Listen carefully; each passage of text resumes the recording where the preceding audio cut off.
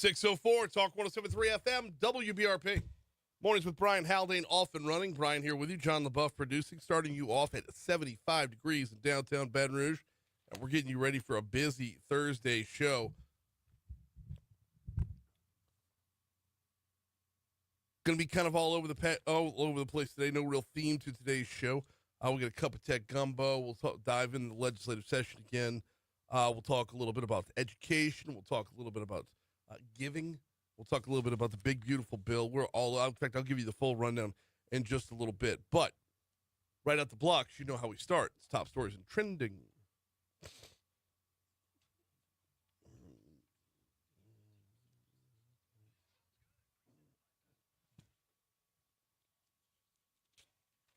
Number 5. We have a new flag for East Baton Rouge Parish. Metro Council members approved the design for the new parish flag, which will be displayed outside City Hall. It includes a blue curved line representing the Mississippi River, a red line representing the Red Stick, and a shield representing the three countries that controlled the city. Number 4. East Baton Rouge school system is investing over $3 million to install cameras on school buses. Back in April, the school system signed with Michigan-based Provision Solutions to install the cameras. The cameras are designed to capture activity inside the bus, along with one camera on each exterior side. Installation began this week. They hope to be done by the time school lets in. Number 3. Baton Rouge Police Chief T.J. Morse was the guest speaker at the Rotary Club yesterday. Chief Morse broke down crime numbers in Baton Rouge, really spelled out the story that told a couple of different things. Number one, crime is down in Baton Rouge overall. Might not feel like it, but the numbers bear that out. Number two, he's got a ridiculous shortage when it comes to officers. And number three, his officers are overachieving. Number 2. Southern University is adding a new bachelor's degree program. The university is launching its digital media arts program in the upcoming fall semester. Students can choose from 5 different curricula: recording arts, visual arts and motion graphics, digital screen arts production, digital performance fusion, and sports production. Number 1. A 19-year-old was airlifted to a hospital after being stabbed by a juvenile in Denham Springs. Livingston Parish Sheriff's Office said the victim was stabbed in their forearm along Kingfisher Street. The juvenile was taken into custody.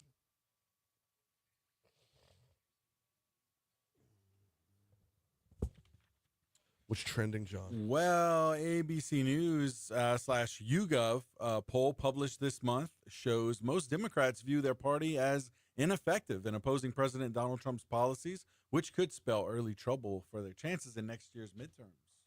I think what spells bigger trouble than that is the fact that they're just fishing so much for what their identity is supposed to be.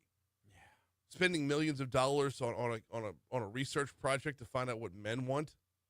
Like, hey, what's it going to take to lure men back in the Democratic Party?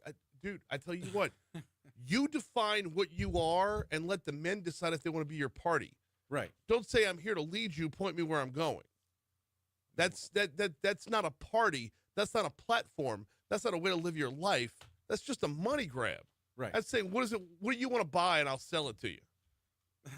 Yeah, you hate to say it, but I mean that's what it's become, right? Yeah, I don't hate to say it at all. Yeah, but if that's what it's going to be, then you are forever going to pick and choose, decide who you are, and let the chips fall where they may. That's right. If where you want to be is the identity politics that we've seen over the last decade, like if the Democratic Party went today, just decided to go back and run for midterms on whatever JFK ran on, where do you think chips would fall then? There you go. Who do you think would be back in line? Who do you think would be hopping to join the Democrat Party? As opposed to, if every time there is 100 people in a room, 99 believe one thing and one believes the other, and you side with that one every time, you're eliminating 99 people. Yeah. And if that's what you believe, then that's what you believe, and you just have to accept the consequences. That's right. All right. Speaking of consequences, the defense has rested in the Diddy Combs trial. Let's go. Yeah. Let's go. Let's get this thing in our past. Let's get this over with. Oof. Can we make it go any faster? Yeah. Grease it up. Make it go faster. I'm Nothing? not Nope, gonna go nothing? Down I'm not gonna go down. All right, that fine. rabbit All hole. right. Well, you don't Hey, have we to. could, but I don't want to get in trouble. Slippery It's slope. very there. slippery. Very slippery slope. Very there. slippery. That's two checks. The check 2 boxes. You want to say you don't want to go down that hole? There's not enough oil to make me go down that hole, Brian. To make me just Too early. see what I'm Too saying. early. I do. That's what I'm I do. saying. We can't No, do we this. All right, moving on. Kids are listening. Hey, Are get they ready- though? It's 6:10 in the middle of the in summer. the summer? I know.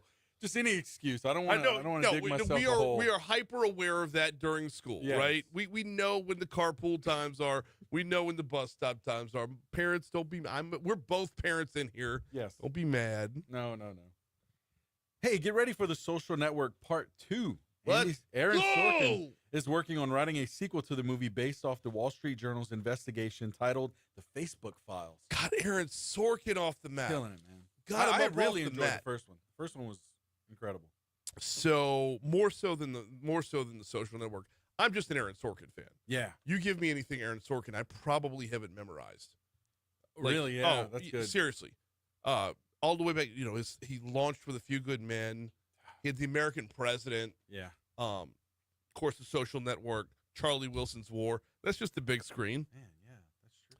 On TV, it was Sports Night. Remember Sports Night? God, how good was Sports Night? Dan and Casey. Basically a reenactment of ESPN Sports Center. Then, of course, The West Wing. And then his best work might have been Studio 60 on the Sunset Strip. Okay, yeah. Yeah, and then he went and did Newsroom over on HBO. And once he got that freedom on HBO, he knew he was never going back to regular television. Oh, yeah. He was able to really run. It's either going to be more HBO or just movies. Yeah. So I'll take it, though. A new social for network. Sure. I wonder if Jesse Eisenberg's going to reprise his role or. I can't imagine he wouldn't. Yeah. He nailed that, by the way. Really did. Yeah. That's good stuff. Looking forward to that. 612 Talk 107.3 FM, WBRP. We got a lot to cover in sports. So I tell you what, let's take our first break. Stay on time. Pels had their draft last night. The NBA held the draft last night. We'll talk about that. We'll talk about the LSU celebration that's coming up next. So I need you to start scanning that 8 o'clock hour last night to find the governor. When he was introduced, I'm told he was booed. So while I go get my coffee, would you start looking for that?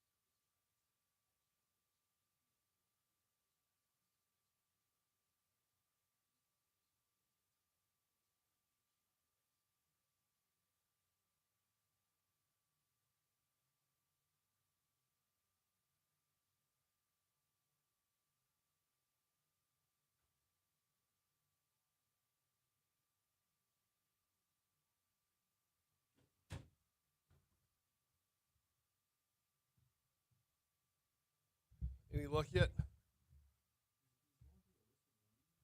Jeff Landry is? No.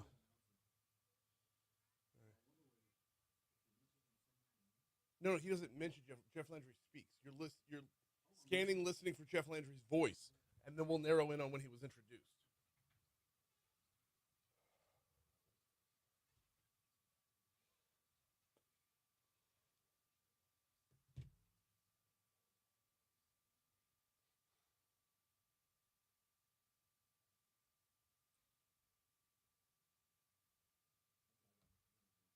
Okay.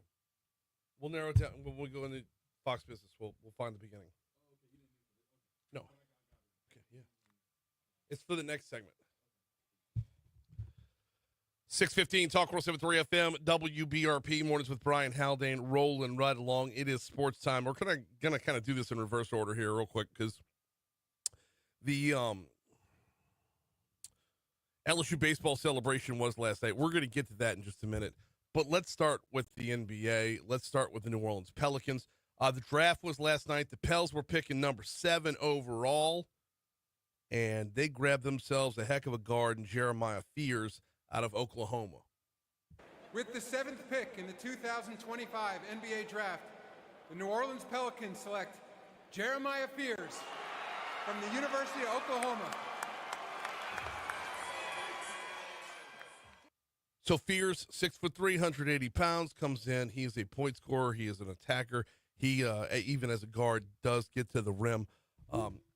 He reclassified and enrolled at Oklahoma as a 17-year-old, fastest riser in the season's crop of one-and-done prospects. So bringing in Fears as a one-and-done, I love the pick. I like a team that can be led by a strong point guard, and that is what Fears is. So you needed a strong guard, you needed a scorer, and you needed a big man. 6 picks later, they would get their big man. Pels, Joe Dumars and the Pels got aggressive. They moved up. They also had the 23 pick. They got aggressive and moved up to trade with Atlanta for the 13th pick. There, they took Derek Queen. No, I don't have the audio of Queen getting picked. But, man, I love the pick of Derek Queen as well. These were 2 really good moves. I don't think it's going to make the Pels contenders next year yet. I don't think it's going to make them contenders next year. But Derek Queen is a big frame, 6'10", 250 pounds, out of Maryland. He's another one who has great mobility, great agility. He can get to the rim as well from anywhere, and he can also shoot from the outside a little bit. So Pels with 2 strong moves last night, 2 strong acquisitions last night. They did better themselves on night 1 of the NBA draft. Night 2 is coming up tonight. Meanwhile, over on campus in Elk Box Stadium, you had the celebration going on. And I'm sure Louisiana Radio Network's going to have a ton on this as the morning wears on. But let's dive in, shall we?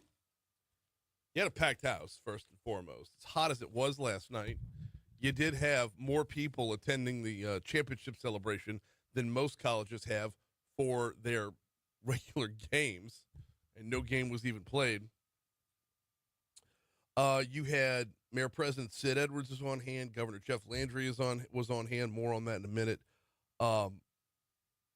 The players, as for the players, let's start with Monster. Stephen Milam expressing his support that the team has gotten all season long. Coming from Las Cruces, New Mexico, you guys took me in with open arms. Coach Johnson gave me a chance, and I can't even put it into words what it is to be a national champion now. You get the most outstanding player from the College World Series. That would be pitcher Cade Anderson. He was talking about if you're a pitcher at LSU, you're amongst some pretty rare company. If you're a pitcher at LSU and you do what Cade Anderson did in the College World Series, your name gets mentioned with guys like Ben McDonald, Paul Skeens, Aaron Nola, some pretty big dudes, as it were. Anderson says it's an honor to be mentioned among those. Just to be in the same spot compared to 2 of those guys, those are future Hall of Famers, and just really special and really grateful, really grateful. I don't know if McDonald's going to be a Hall of Famer. He played for the Orioles when they absolutely were terrible. If I recall, Ben McDonald's rookie season, the Orioles set a major league record for the number of consecutive losses. So, McDonald, while awesome, unbelievably awesome and still rocking the best haircut ever. While awesome, just unfortunate victim of his time. Come to think of it, so is Paul Skeets for that matter. Sorry.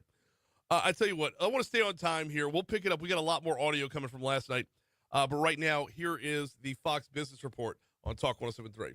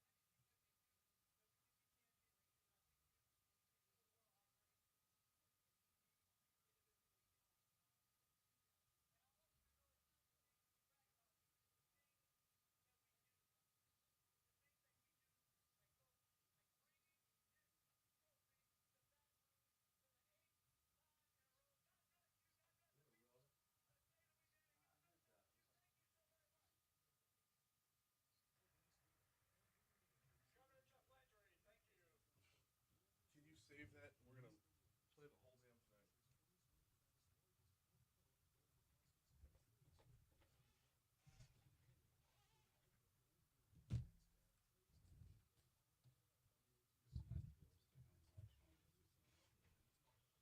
We carried it right here on Talk 107.3. Well, that's how I was able to get to the audio.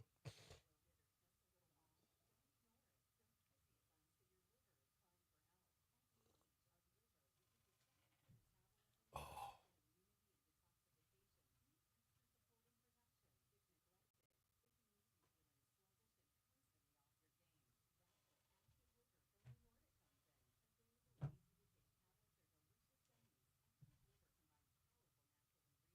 There's a cake in the first floor kitchenette. It is Matt Flynn's birthday cake. Matt Flynn's birthday was last Friday. Yeah. And Hester brought him in. I guess he stopped at Dollar General for the best cake they had.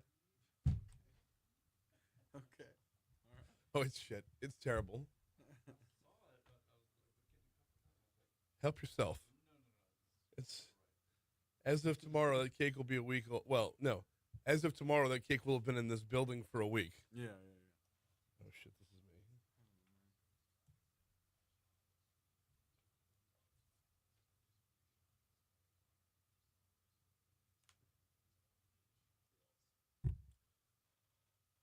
me. All right, heading on back to the Shawbills Tire Traffic Center. We got a little volume on 12 westbound as you approach the 10 at 12 merge. And really, that's the only volume we're seeing on your interstates right now. 12 west back by Denham Springs, where it's normally pretty heavy, is looking good right now. 10 west coming in from Ascension.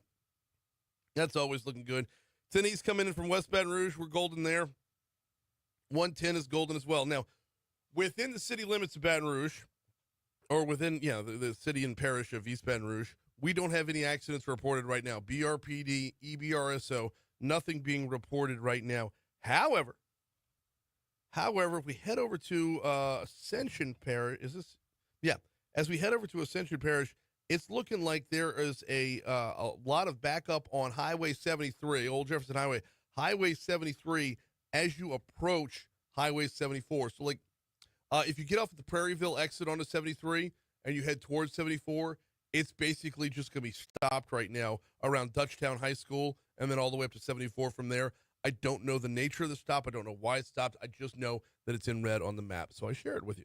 That's your look at traffic from the Shawbills Tire Traffic Center.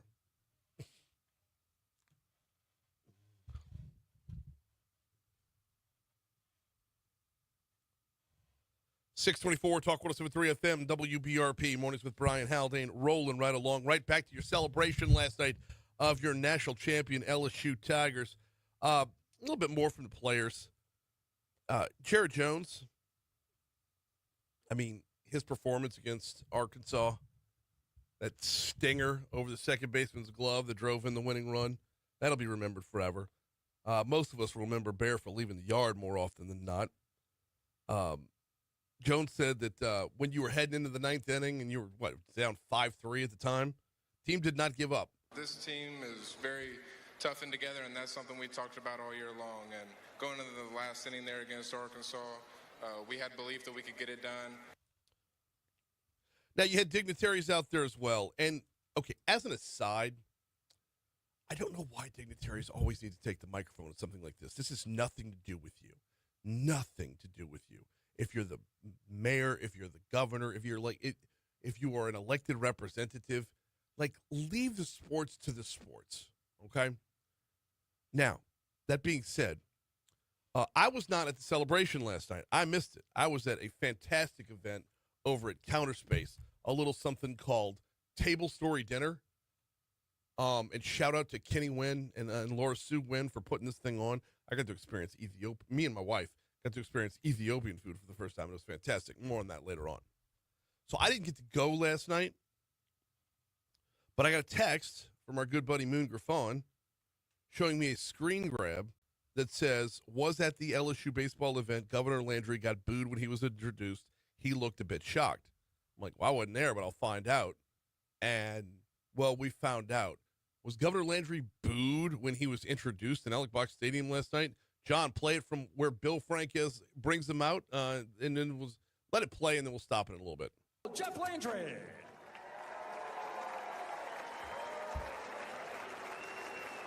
Good evening. How are we doing today? I mean, what a beautiful night. I think we should take just a moment, because there's a group of people that come to this stadium at every one of the games that helps to make our lives so much safer and so much better. And that is the first responders, the police officers, the ladies and gentlemen at the gate, the fellas behind the concession. How about we give them a great round of applause?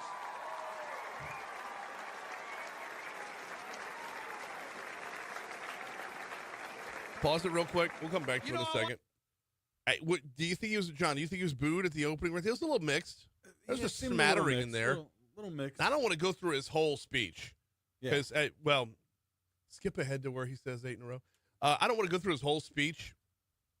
But there was, I heard applause. I heard a couple boos in there as well.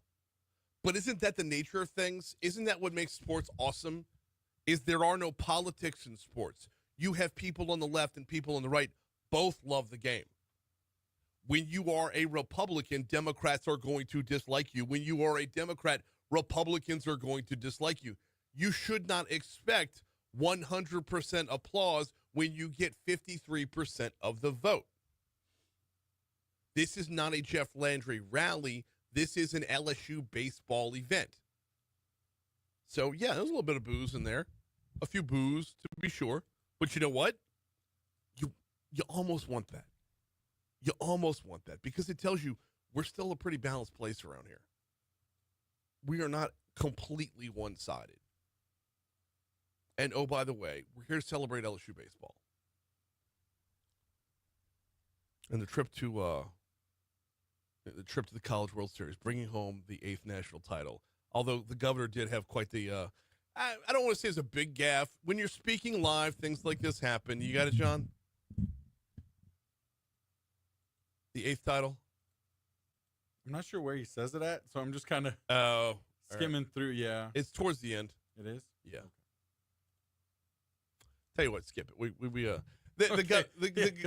The governor goofed and said the 8th straight national title, which, boy, that would be a dynasty. That the Bulls of the 90s. Got it. And there you go. Hit it. You want to hear it? Yeah. Okay, let's go.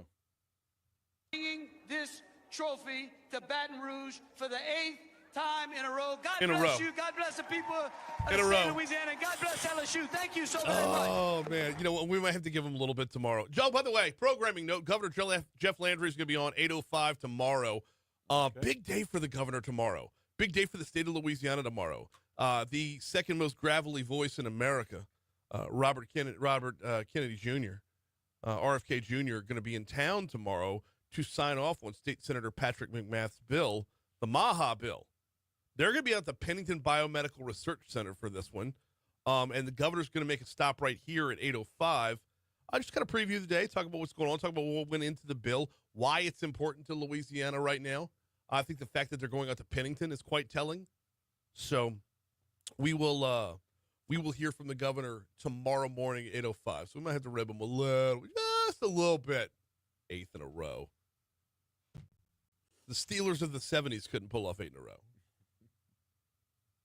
The 49ers of the 80s. Bulls of the 90s.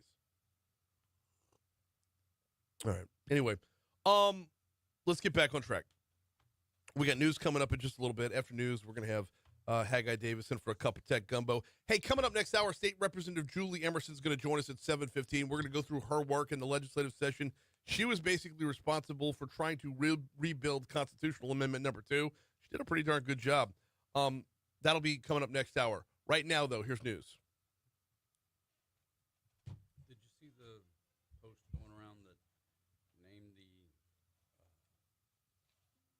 the team that's had 8 titles in the last of the major sports of baseball, football, hockey, and basketball? Named the team that has had 8 championships in the past 30 years. The teams, all of them. Okay. Really? Now, if you go to women's basketball, UConn's won a bunch. Yeah. They've won $1 million. And you're going to go to lacrosse or soccer or something like that. Yeah, the ACC schools have won $1 million of those. But no, when you're talking baseball, football, basketball, and hockey, the only team to win 8 titles. Football, obviously not. I'm surprised Duke isn't in that number. I wonder where Duke is at in basketball. 3 at the most. Let's see. They certainly hadn't gotten close to 8.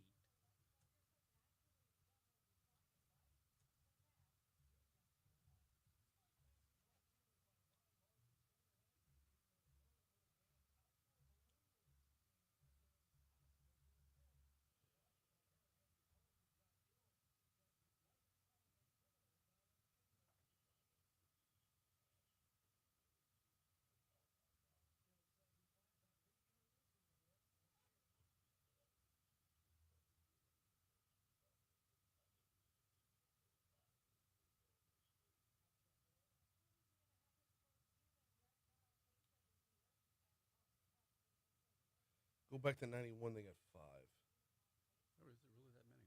Yeah.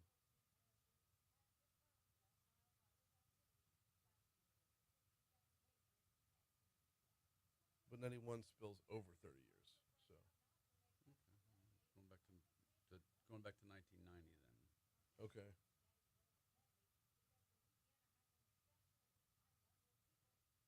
North Carolina's got 1, 2, 3, 4. North Carolina's got 4. They're the second most. All right. Yeah, I thought Duke would have been at least north of 6. Mike Krzyzewski.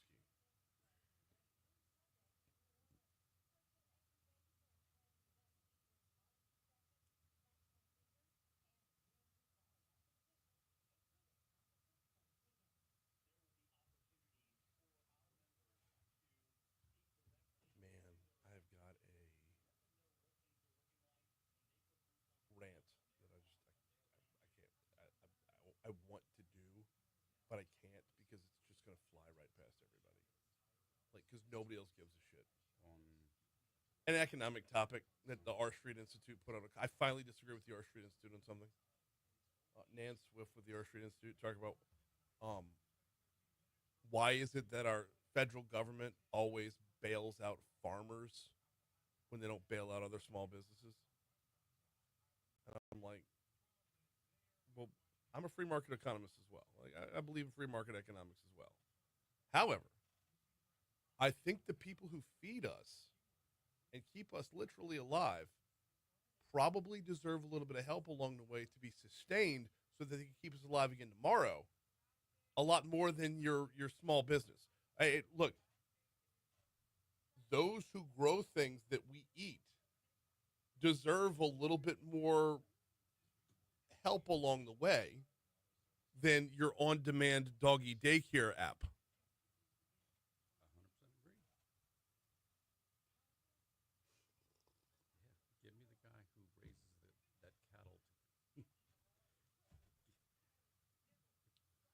Because if the guy growing the rice today loses money today and grows the rice tomorrow and loses money tomorrow, and then the bank forecloses on his farm, there is no rice the next day. Agreed.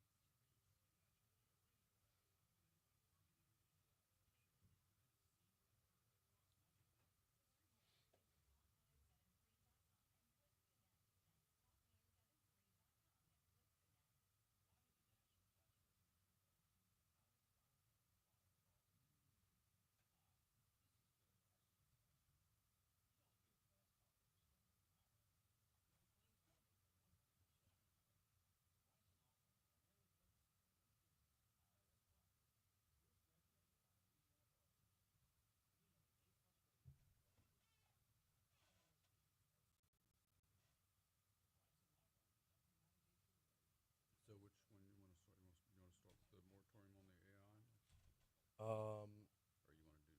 RFKs? Everybody eats buy wearables.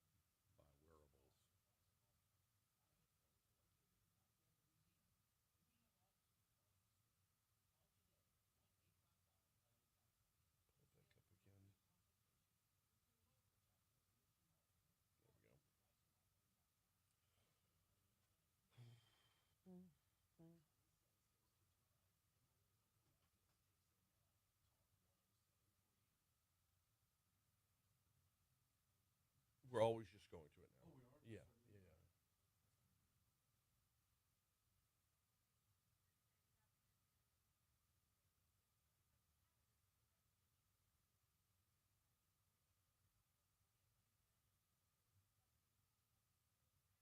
Yeah, moratorium on state AI regulation. Absolutely.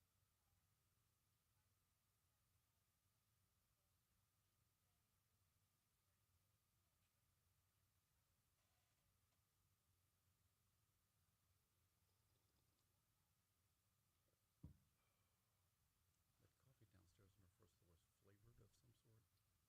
Not very good. The other one is king cake. It actually is pretty good.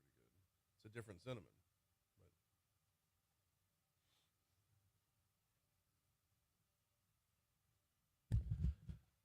637 Talk 107.3 FM, WBRP, mornings with Brian Haldane rolling right along. We got a cup of tech gumbo coming up in exactly 60 seconds. Why 60 seconds? Because I need just a minute to tell you about the folks over at Landmark Bank. Landmark Bank you're not going to find them in downtown Baton Rouge. You're not going to find them in downtown New Orleans. You're not going to find them in midtown Manhattan and on Wall Street. Where you are going to find them is in the surrounding area, in the individual communities around Baton Rouge. They were founded in August of 1897 and capitalized with $15,000 from local investors who recognized the need for the community to have a bank to call its own.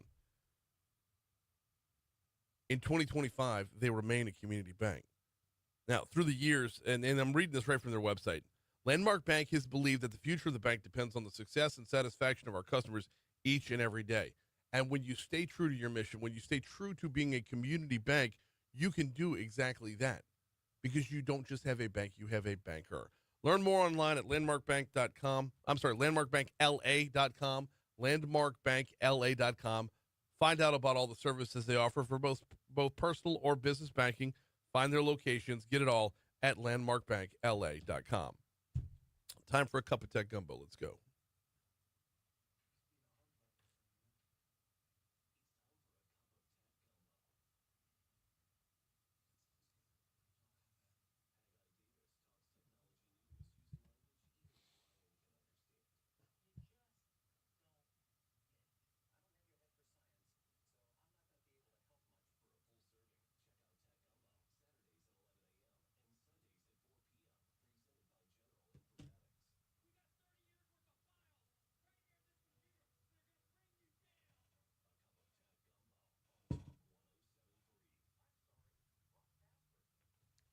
It's time for a cup of tech gumbo. We welcome Haggai Davis back in. How are you, sir? I'm doing great, Brian. Did you go out to Alec Box Stadium last night? I enjoyed the celebration on the SEC network. Okay. In the air condition of my home. Yeah. That's about right. Alec Box is a little warmer in late June than it is in May. Very true. Very true. Look. I did the previous 7 celebrations. Let me ask you this. Would you lose anything in the celebration if you moved it into the PMAC? Yes. Well, okay. It's a fair take. It's a fair take. It's worth the question, though. Oh, yeah. To be able to say, look, guys, we love our baseball team. We absolutely do. But we also realize where we are on the planet and the calendar. Yeah. And I'm just old and like air conditioning. Okay. Had it been in the PMAC, would you have gone? No. Okay. They have air conditioning in there, you know. They do have air conditioning. And a big screen TV. And the big screen, yeah. Bigger than the TV in your house. This is true. Yeah. I can say that because that screen is bigger than most people's houses. So this is also true. Yeah. All right. We got a couple different stories to cover this morning that I find unbelievably intriguing. I have 8 different documents open. Okay, here we go. Let's start up in Congress. A Republican effort to prevent states from enforcing their own AI regulations cleared a key procedural hurdle last weekend. The rule, as reportedly rewritten by Senate Commerce Chair Ted Cruz in an attempt to comply with budgetary rules, would withhold federal broadband funding from states if they try to enforce AI regulations in the next 10 years. Now, pause right there. We're already running into enough problems with our broadband funding right now. Yes. So I don't think this is the carrot on the stick that Ted Cruz thinks it is, because we've already been screwed over on that front. So, that being said, back to the story. Hashtag beneath. Yeah, I know. Hashtag poor beneath. I know. Hashtag wasted effort. No, they're still doing good work. No, I know. I'm a little bitter about it. Yeah. The rewrite seems to have passed muster, with the Senate parliamentarian now ruling that the provision is not subject to the so-called Byrd rule, so it can be included in the Republicans' one big beautiful bill. It passed with a simple majority, without potentially getting blocked by a filibuster and without requiring support from Senate Democrats. So this move now to restrict states from enforcing their own AI rules is part of the one big beautiful bill. Is that where we're at? Okay. That's where we are. It came out of the House that way. Where should we be when it comes to individual states and enforcing rules on AI? This would be a nightmare scenario where every state and every city or parish or county decides they want their own separate AI rules. Mm-hmm. The completely unenforceable, because if you're not going to have the same city or state rules in Louisiana that you would in California or New York or even Florida or Illinois for that matter. And so if you're a company developing artificial intelligence and you have to try and abide by 1,000 different regulations and rules I've got my AI product has to pass muster in Baton Rouge and in California and in Chicago, and there's a whole different one over in North Carolina. You're going to kill artificial intelligence with a death by 1,000 cuts, if you will. Mm-hmm.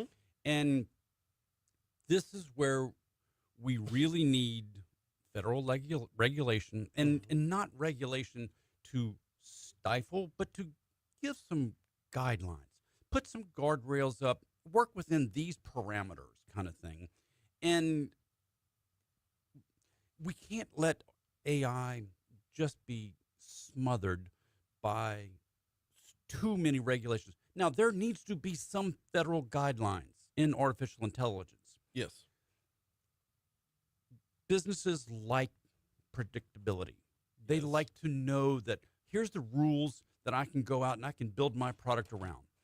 Here's what I can make money tomorrow. I can make money next year based upon the rules that we have. And the rules aren't going to change day to day to day, because then I can't operate. Right. So if this legislation, if that gets yanked out of the big, beautiful bill, it's going to really push AI in a world of hurt. Mm-hmm. And so that if you're going to allow each state or each county or each municipality to create their own AI rules, if you're Google, if you're ChatGPT, if you're Microsoft's Copilot, or one of the massive maybe they can build the laws around it. But if you're a small company trying to build your AI product, and you've got to now try and navigate 1,000 different sets of regulations so that your product knows which geofence it's playing in, that's really just going to crush it, because the Chinese AI products are not going to play that way. Right. The Russian, the European, the any other place outside of the U.S., those AI products are not going to play by those rules. And that's the magic. That's the secret recipe right there. Is we are talking globally. We need to be talking globally on this front. On Monday, and I'm not seeing it on Talk's website. We had Doug Kelly on from American Edge talking about this. I heard him. It was a fantastic conversation, and he brought to light a whole lot of things. And the number one thing is, the more guardrails we put up, the more on-ramp we give every other nation to beat us on this front. And again, I don't think we need to overly regulate this to the point where, as a federal government, we stifle. I mean, look, the European Union is already crushing AI, and people are not developing AI in the European Union because of what's going on.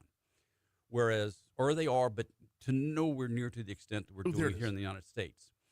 And so, if you're going to put some rules in place, just some general guidelines, not down to every specific little minute rule, because let's face it, the 535 people in Washington, D.C. who pass laws, and the person sitting at 1600 Pennsylvania cannot spell AI, much less know anything about it or how to use it, or God forbid, how to develop it. And so be general about what you're looking for with your parameters from a federal legislation. Give us some general guidelines, some put the bumpers up on the bowling alley so the ball will stay down the lane. But but don't get in the lane. Don't get in the lane, exactly. Okay, but when we come back, we're going to talk about how. Yes. What are those general guidelines, and how do we avoid getting in the way? He's Haggai Davis. We do a cup of tech gumbo about this time every week. We'll continue next. All right, I found it. It was on page 2, the Doug Kelly interview.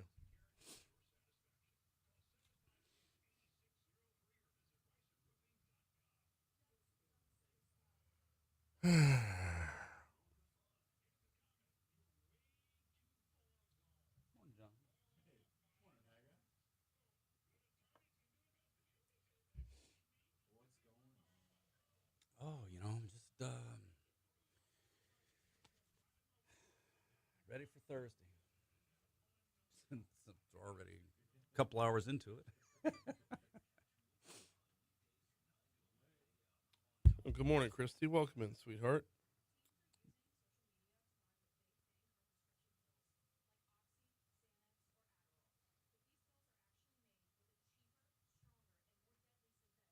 Oh, by the way, thank you for for mentioning the day of Haggai yesterday. Oh, you're very welcome.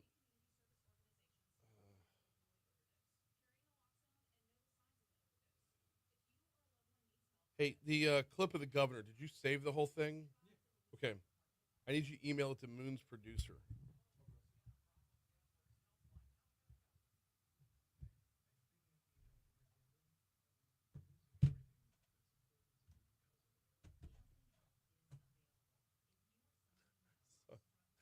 Saw TikTok yesterday. These two dudes in a room, and there's a cell phone on the table, and there's two $100 bills. It's just betting my friend that'll be a female who answers the phone at the gambling addiction line. Wow. And it was. Oh, God. Just that level of creativity is so good. Email it to moon@moongriffon.com, please. Oh, shit. It's one of those ones where, like, I was pissed that I didn't think of that, you know?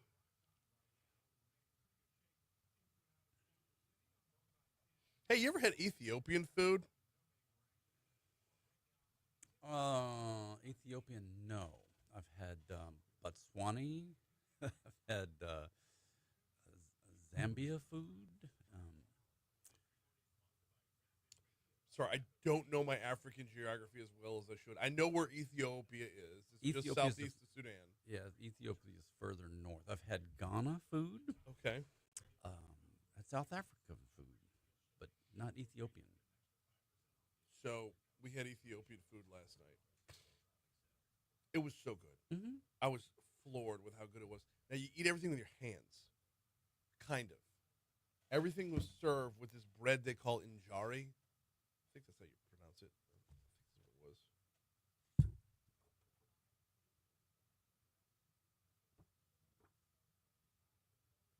Yeah. That's not last night's menu. Everything was served with this bread called injari. And injari isn't more like, it's not like a bread as much as it's like a spongy, thin pancake. Okay. And you use the bread to pick up the food.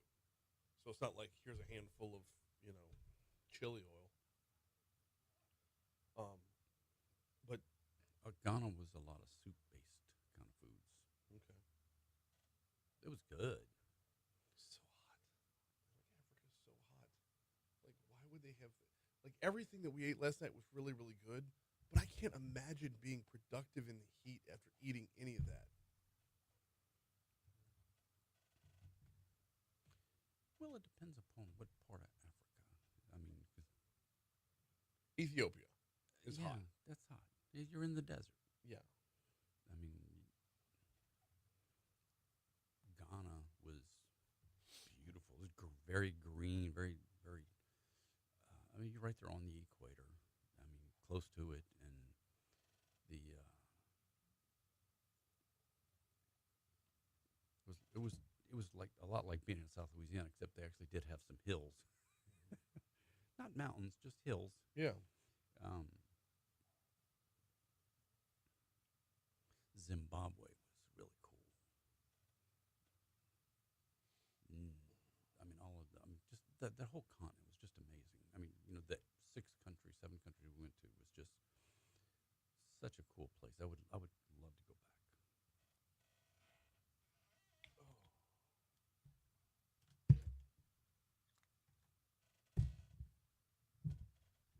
Yep. 652 Talk 107.3 FM, WBRP, Mornings with Brian Haldane, rolling right along. We had a Cup of Tech Gumbo continuing right now. We're talking with Haggai Davis about AI and the guardrails that should be put up right about now as Congress is looking at this. And as we're going to the break, Haggai, you were saying you just want to put bumpers up so we don't have a gutter ball. Right. All right.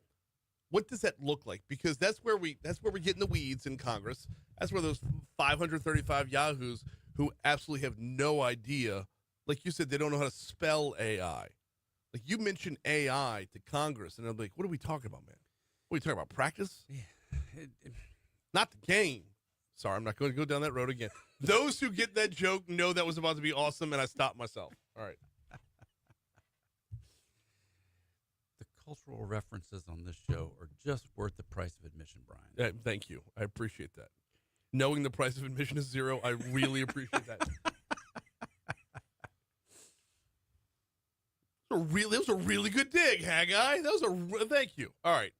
I try. I try to play, foil, back with you, as we. It's very well done. Thank you. All right.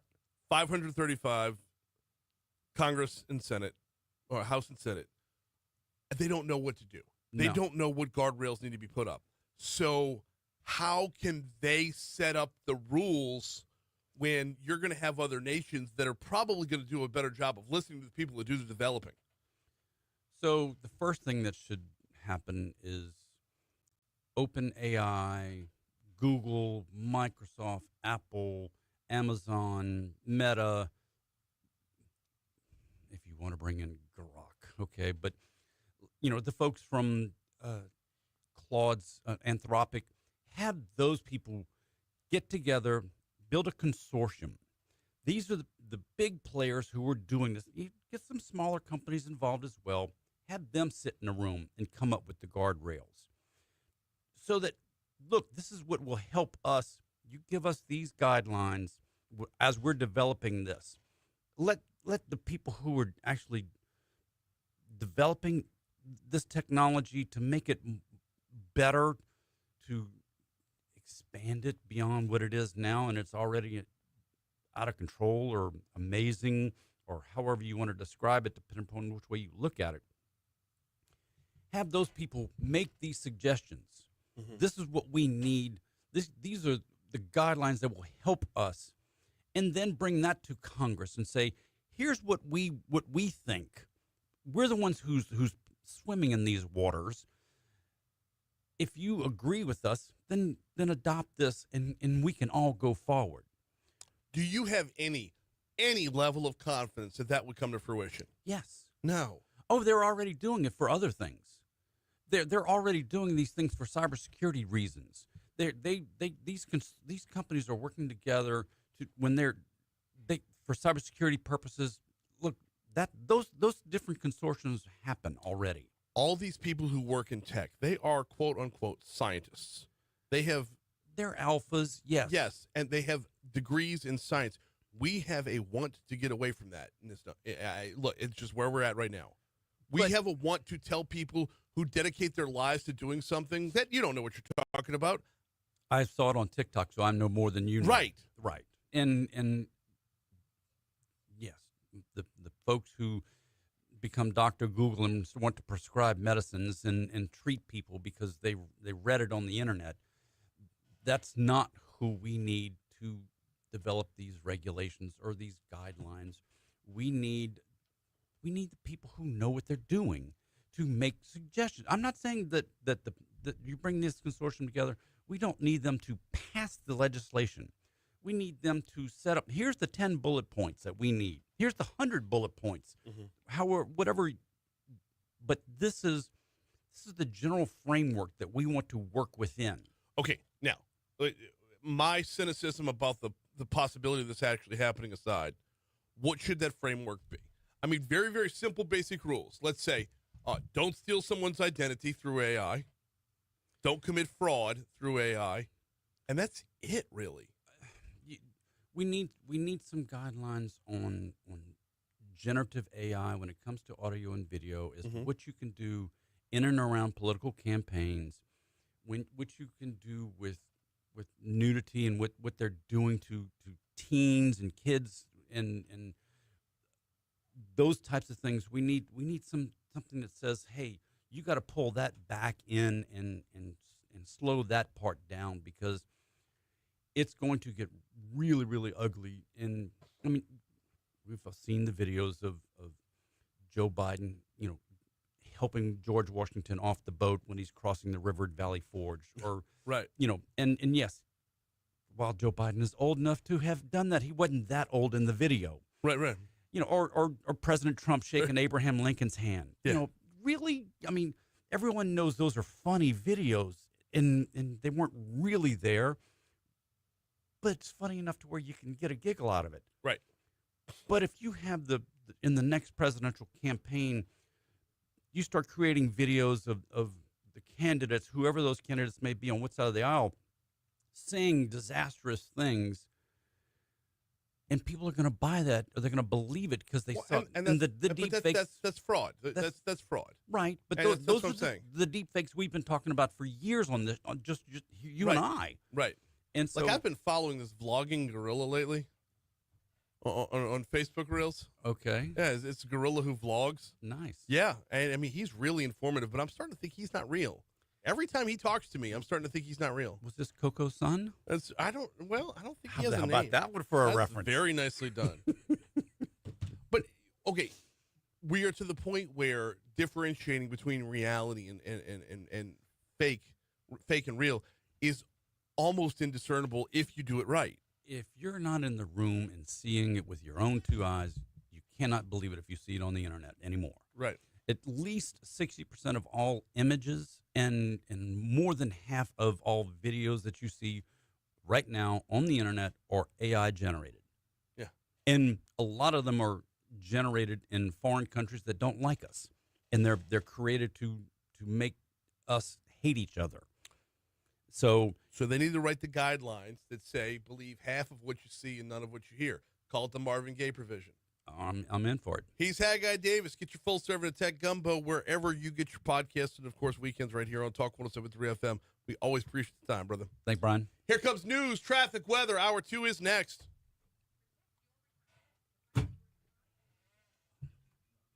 Hey, Rich. I'm awesome. How are you, sir? Doing great yourself. We got a flag, dude. We got a flag. You know, some of us wasn't alive when Cannon made the run, but we were alive to see this moment come. Jesus Christ. That's got to be the ugliest piece of shit I've ever seen. That would win the worst color of weather contest. It would. That's brutal, dude. That's brutal. What flag? Oh, East Baton Rouge is a flag.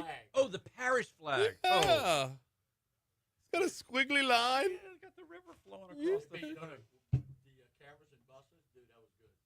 See, good. I need to download an app. I'll pay for it. And I'll watch all the kids bragging about how successful dad is at work. I can notify security if the book bag's protruding. Did the cameras have audio? Because they have to be restricted from audiences under the age of 17. That guy, you still going to the Y, dude, or no? I've been going to LSU lately, to the UREC. You like it? Yeah. I've never been. I go run, well, because I can go play basketball over at the UREC. They got all the youth sports on the weekends, and so it's hard to get out on the court. And then, so I go run up and down the court a good bit, and then afterwards I go jump in the pool and swim some laps. And because you can get in on a Saturday morning to the UREC, but nobody at LSU's awake yet. No, I understand. As long as you're good, man. Yeah. So the conversations with Randy really much equal that. And, this was part of what they're going to want. And so,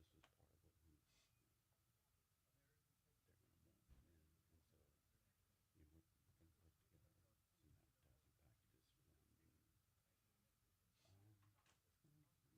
And, it's a great opportunity. Awesome. Yeah. Because he was on with us Tuesday night with me and Haggai just to introduce him, my son, and like this topic we were just talking about. This is one of the things that they're carrying the water on, and this is something that we agree on. In that there needs to be some rules, but not 1,000 different sets of rules. We didn't get into it in this segment, but We did in the first one. no. The angle we didn't get into is why you don't want the states doing this. Yes, you can easily say I don't want North Carolina having different rules than South Carolina. That's one thing to say. What I want to say is I don't want these batshit the people who just passed the law against chemtrails don't need to be writing rules on this shit. Right. Oh, I completely agree. Or you don't want Marjorie Taylor Greene over there in somebody in California to have diametrically opposing because they're on the extremes and creating rules that is never going to. You don't want the Supreme Court to have to write the rules, and that's where it would all be headed. And so.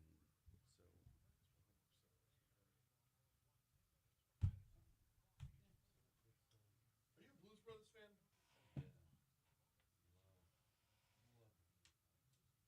The beloved Blues Brothers universe will come roaring back to life over the next few years, with forays into television, film, live events, music, and much more, with the first IP offering being a brand new original graphic novel, The Blues Brothers, The Escape of Joliet Jake. Today, still Aykroyd, Luke Pisano. Is it already recorded? No, it says at 9:40 this morning they're doing that. Oh, okay. So, yeah, I have the Blues Brothers soundtrack and wore that thing out. Cast Calloway, all that music. Hey, it was Blues Brothers 2000. Movie was worse, soundtrack was better. Because they go to New Orleans.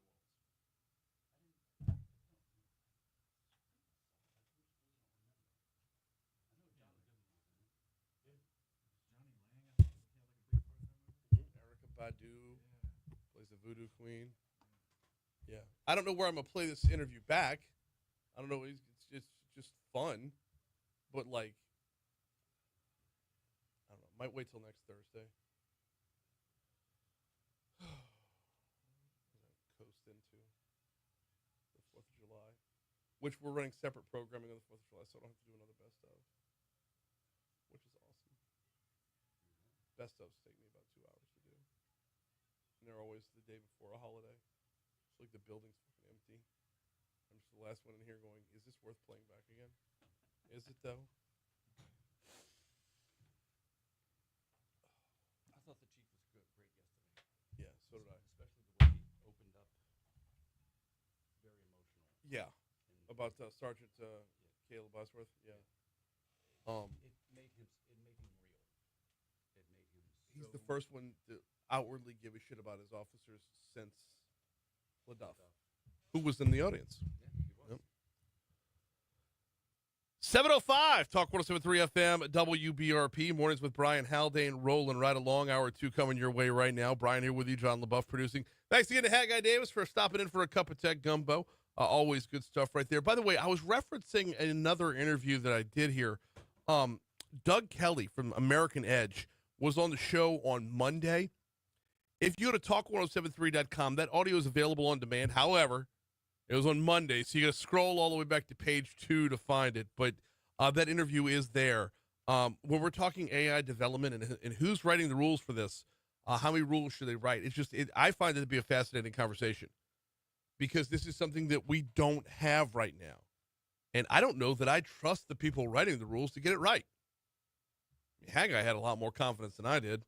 But that being said, the interview with Doug Kelly is available on demand, courtesy of the folks over at Lake Urgent Care. All right. It is hour 2. We're going to be talking with Julie Emerson, State Representative Julie Emerson, in our next segment. Her mission in the last legislative session, I'm oversimplifying, but her mission in the last legislative session was to put Constitutional Amendment 2 back together in kind of an a la carte basis. We'll talk with her in our next segment. 7:35, we will talk with, it'll be Crimestoppers time. Right now, though, it's time for Top Stories and Trending.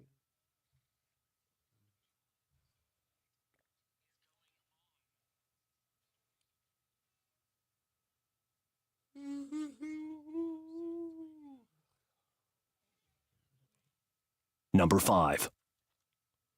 Baton Rouge Police Chief T.J. Morse was the guest speaker at the Rotary Club yesterday. Chief Morse talked about the crime numbers. Actually, before talking about the crime numbers, he started off, the chief got emotional in front of the Rotary Club yesterday, talking about Sergeant Caleb Eisworth, not just emotional about taking care of his officers, but in the outpouring of support that we've seen from the community, from Baton Rouge in response to Sergeant Eisworth's injury and his long recovery that's in front of him. By the way, there are going to be multiple fundraisers on the way. We'll talk about those later on or as they get closer. But Chief Morse was at the Rotary Club yesterday, talked about crime numbers in Baton Rouge. Here's the long and the short of it. Overall, they're down. Now, there's perception and there's reality. And the chief was very upfront about this. He said, it doesn't feel like we're safer, but we are, in fact, safer. The chief also talked about the shortage of officers we have right now, where we're at pay-wise when it comes to paying those officers, how we compare to other cities, and talked about just really the overachieving of the officers that he has when it comes to just outperforming what should be expected of this crew when you just look at the raw numbers. Number 4. We have a new flag for East Baton Rouge Parish. Metro Council members approved the design for a new parish flag, which will be displayed outside City Hall. It includes a blue curved line representing the Mississippi River, a red line representing the red stick, and a shield representing the 3 countries that controlled the city. So, problem solved. Number 3. East Baton Rouge school system is investing over $3 million to install cameras on school buses. Back in April, the school system signed with Michigan-based Provision Solutions to install the cameras. They are designed to capture activity inside the bus, along with 1 camera on each exterior side. Installation began this week. They hope to be done by the time school lets in. Number 2. Southern University is adding a new bachelor's degree program The university is launching its digital media arts program in the upcoming fall semester. Students can choose from 5 different curricula within that program: recording arts, visual arts and motion graphics, digital screen arts productions, digital performance fusion, and sports production. Number 1. A 19-year-old was airlifted to a hospital after being stabbed by a juvenile in Denham Springs. The Livingston Parish Sheriff's Office said the victim was stabbed in the forearm. It was along Kingfisher Street. The juvenile was taken into custody.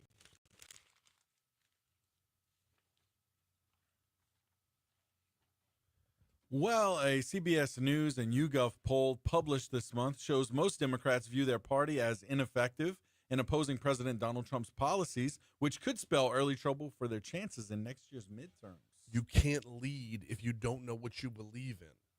They're still trying to figure out what a woman is? They're still trying to figure out what a woman is. Okay. Yes, there is that. Let's start. Can we start And there? they're also polling men to find out what it would take to get them back into the party. And to me, that's not leadership.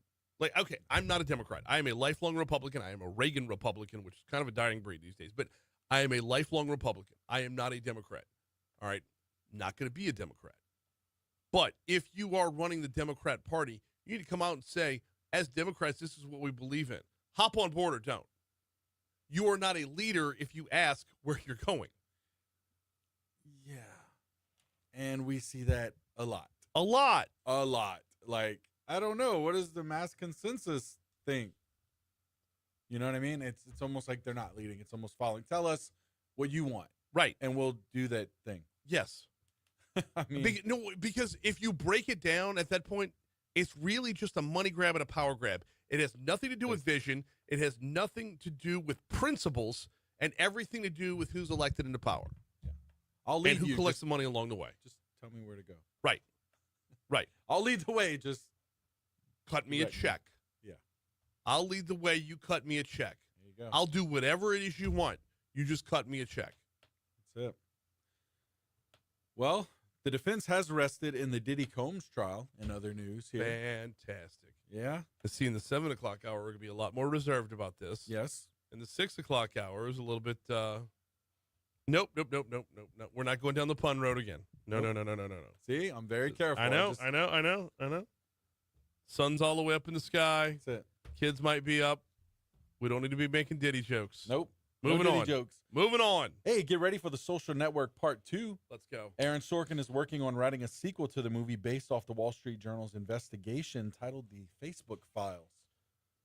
Okay. This is going to be interesting because politically speaking, Aaron Sorkin is quite aligned with what Facebook was pushing. Right. But what Facebook was pushing was suppressing a lot of information from the other side. This is going to be interesting to follow to see, and I am the biggest Aaron Sorkin fan out there.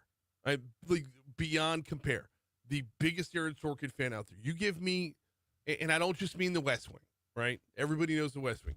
Everybody knows a Few Good Men. I'm talking like the ones that like the Studio 60 on the Sunset Strip. That's my bag right there. Wow. Okay. Yeah. And could quote you, like have those episodes memorized that one season. Wow. And this is going to take a really fascinating turn because doing a little bit of research on this, Jesse Eisenberg, who played Mark Zuckerberg in the Social Network, told Variety, I don't think of myself as associated with Mark Zuckerberg. He's doing things that are problematic and I'm concerned. So Interesting. Yeah. Where's that going to go? I don't know. Yeah. Looking forward to it nonetheless. I mean, the Social Network. Oh, very much so. Yeah. I'm looking forward to the Sorkinisms. And believe it or not, we're going to make fun of it a lot. Aaron Sorkin steals from Aaron Sorkin a lot. Yeah. If it works, right? If it works. Yeah. Yeah. That's good. That's good stuff. Looking forward to it. 713 to Talk 107.3 FM, WBRP. We got to stay on time. Quick break, come back. We got State Representative Julie Emerson next.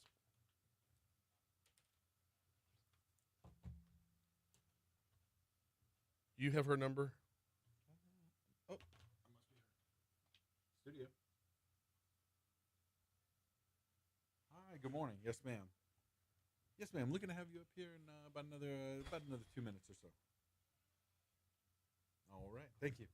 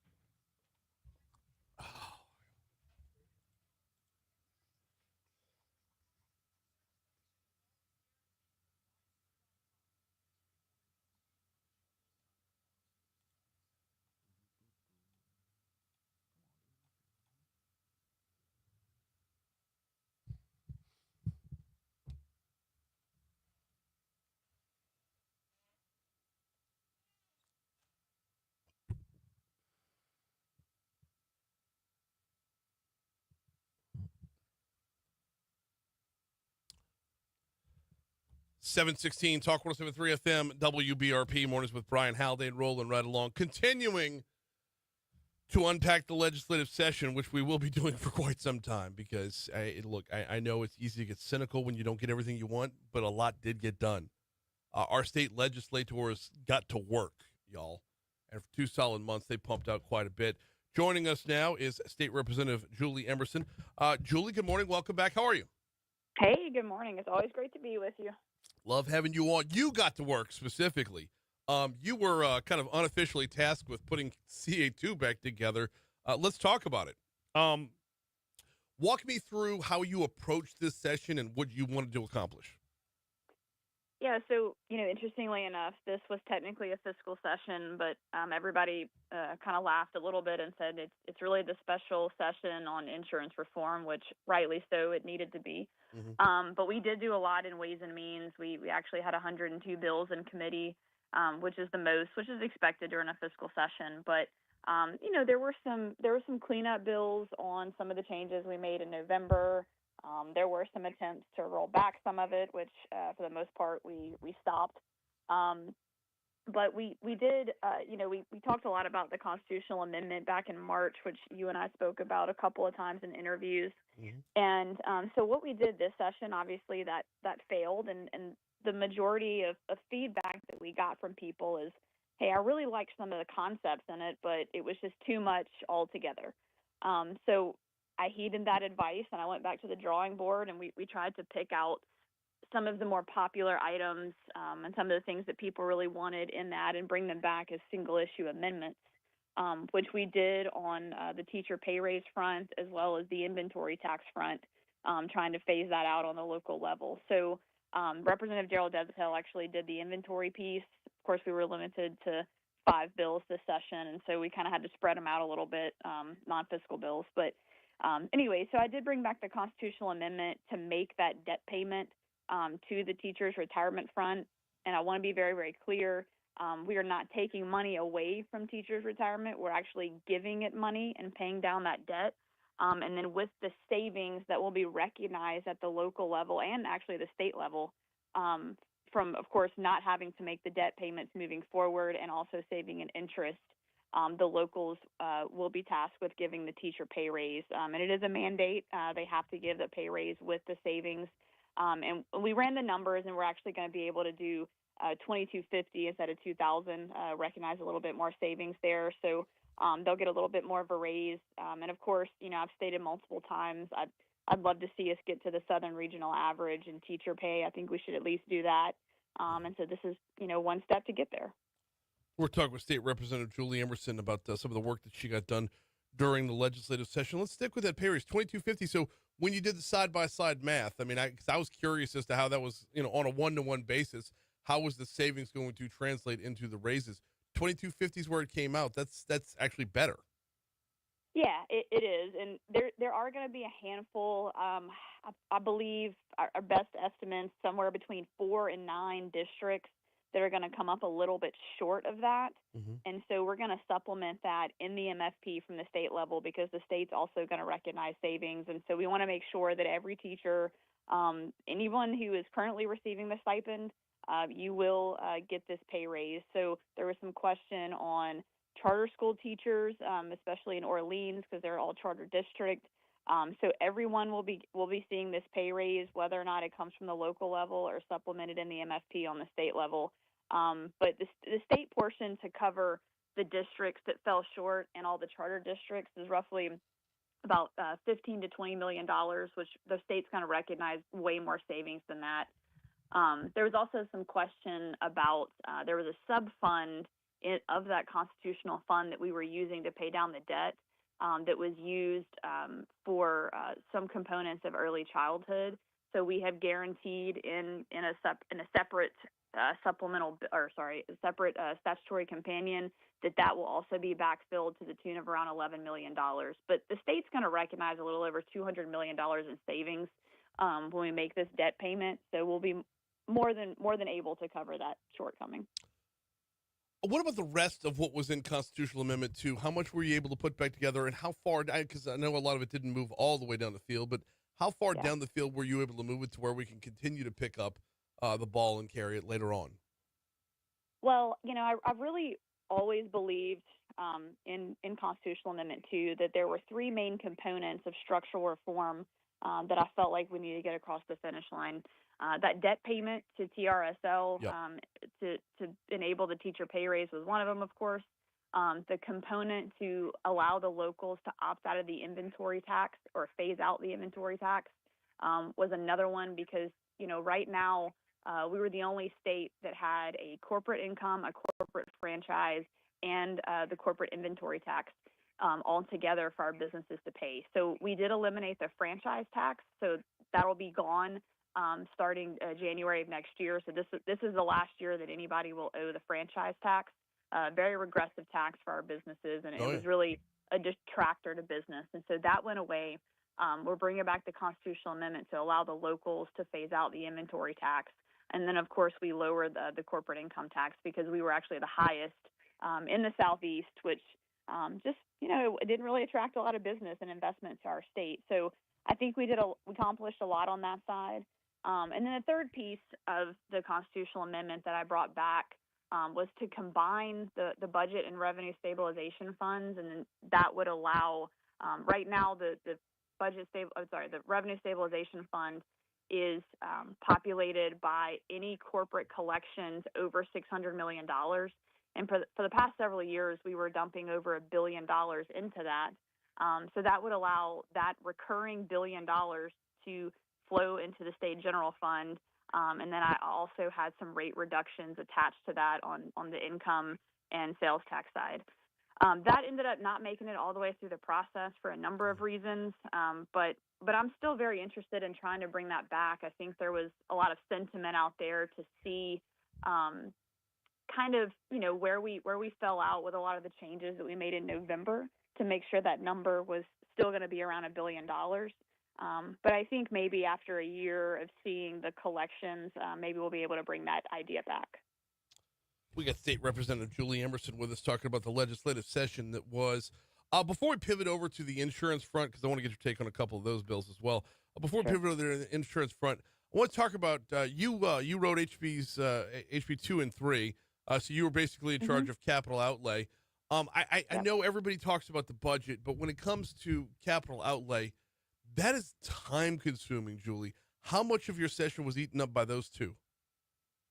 Well, I mean, look, I'll give our fiscal staff a tremendous amount of credit because, man, they help us so much keeping track of all of those projects, keeping all of the amendments in line, making sure we don't make any mistakes. And so it would take me a tremendous amount of time if I didn't have such experts in the field working on it.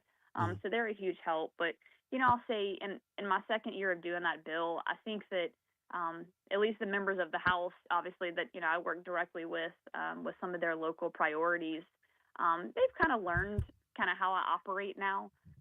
They know that I want to majorly focus that bill on real infrastructure, roads, bridges, water, sewer, things like that. And so, I'm constantly telling them, it's become a little bit of a joke now of, if you're going to go talk to Julie about capital outlay, make sure it's one of those core functions, that government should be responsible for. But, that's what we really try to stick to on the House side. And I tell members that, anytime they put something that's not like that in there, I just want to make sure that when they go back to their locals and go back to their mayors, that they can tell them, hey, look, we didn't have any other needs for roads, bridges, and water and sewer, so we went this way. But that's always my focus, and it does take a lot of time. But, we have a lot of infrastructure issues in this state, and we need to fix them. And I'm very proud to say that in the last 2 years, we've had some of the largest investments in infrastructure that I've ever seen since I've been in the legislature. So a lot of money put toward roads, a lot of money put toward repairing bridges.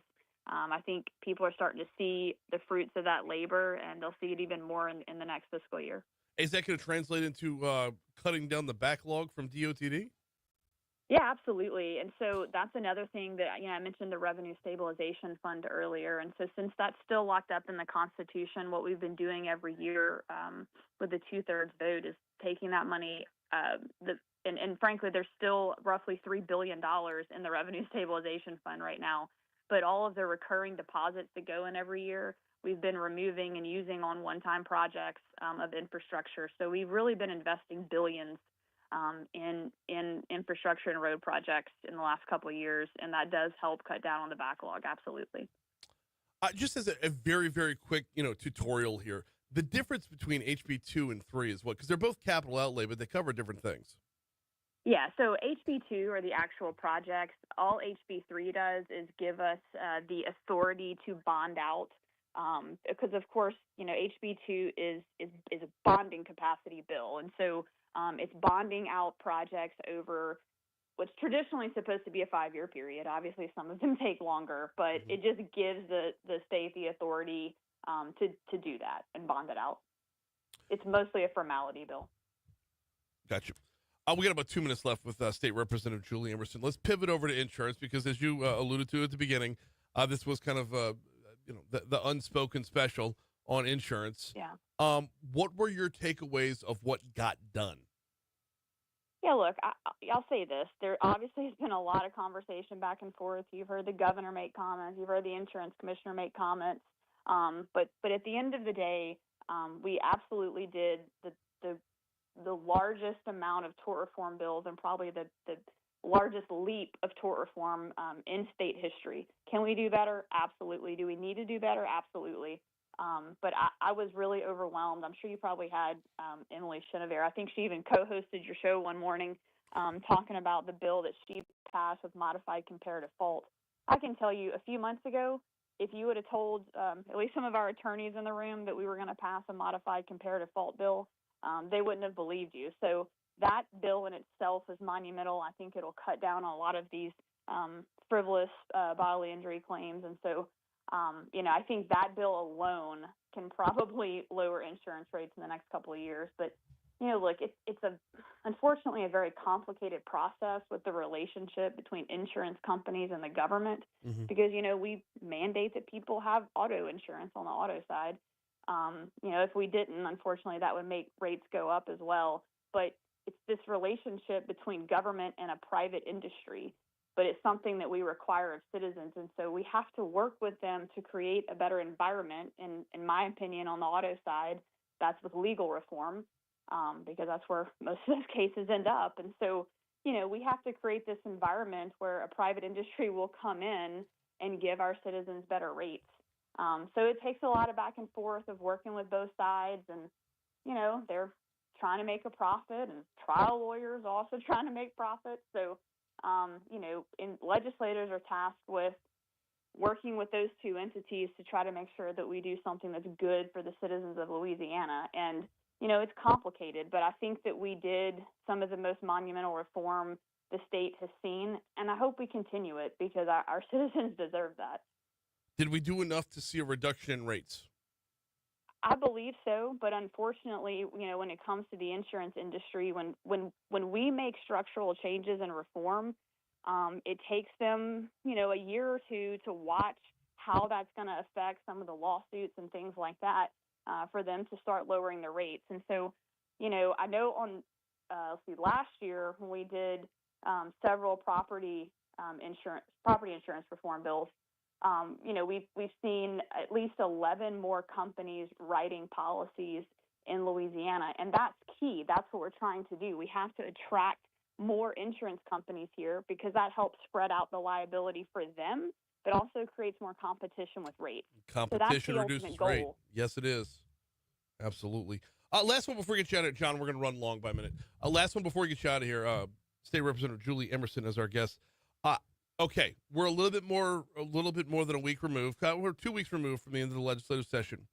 Personally speaking, how long does it take you to recoup afterwards before you're ready to rock and roll for the next one? I mean, I don't really want to be ready to rock and roll for the next one quite yet, but I've been doing this for 10 years now, so it's just kind of part of part of the job and part of it. And anytime we need to be there to do something for our citizens, I'm ready. But I don't think that the people of Louisiana want us in a ton of sessions. But we'll see what happens. Actually, I think today on the court case for the redistricting map, I know the governor is still very interested in addressing the PBM situation. I think we did address it somewhat, but I think he's interested in possibly doing a little bit more, which I think is good. I think that is an area that has needed to be looked at for a long time to lower drug prices. And so, we'll see what happens if we come, if we're called back in for a special, I'll be ready to go. She is State Representative Julie Emerson. We always appreciate the time. We'll talk to you soon. All right. Thank you, Brian. Thank you. Missed ABC News. My apologies for that. Here's local news, traffic, weather. We got Crime Stop. Oh, actually, Superintendent Lamont Cole's in for Crime Stoppers next.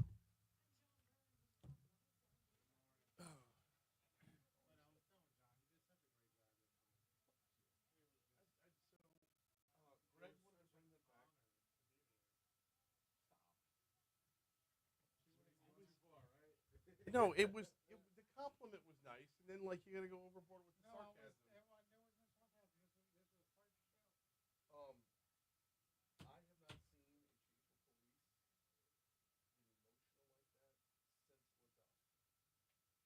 Yesterday was special. I walked away with a lot from that.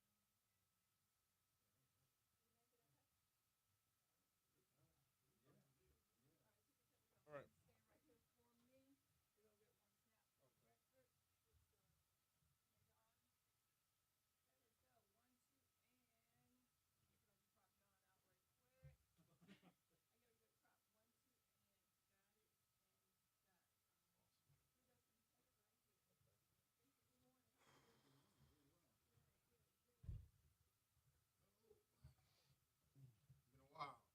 Yes, it has. Yes, I do. Yeah, that was what I ran up to the printer for. So I ran out of paper this morning.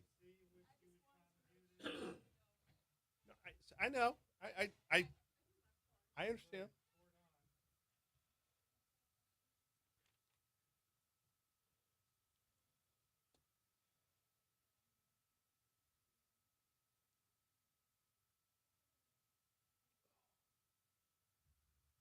I don't know what it is this year, but I don't think allergies have a season anymore.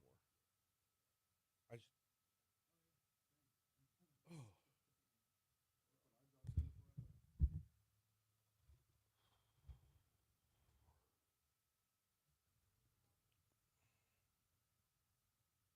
It's been a year already.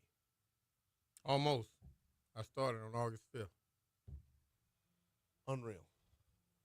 It went by.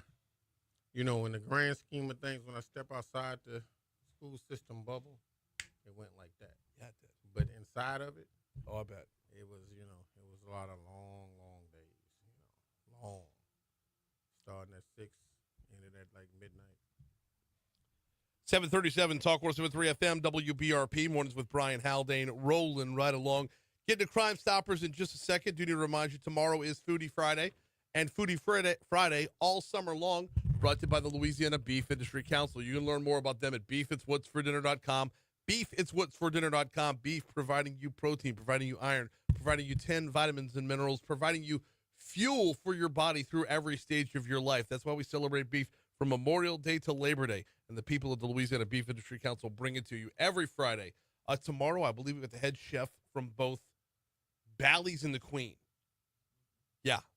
Bally's and the Queen going to be in the house tomorrow, and it's going to be a time, y'all. So, Foodie Friday coming your way tomorrow, presented by the Louisiana Beef Industry Council. Right now, time for Crime Stoppers. Let's roll.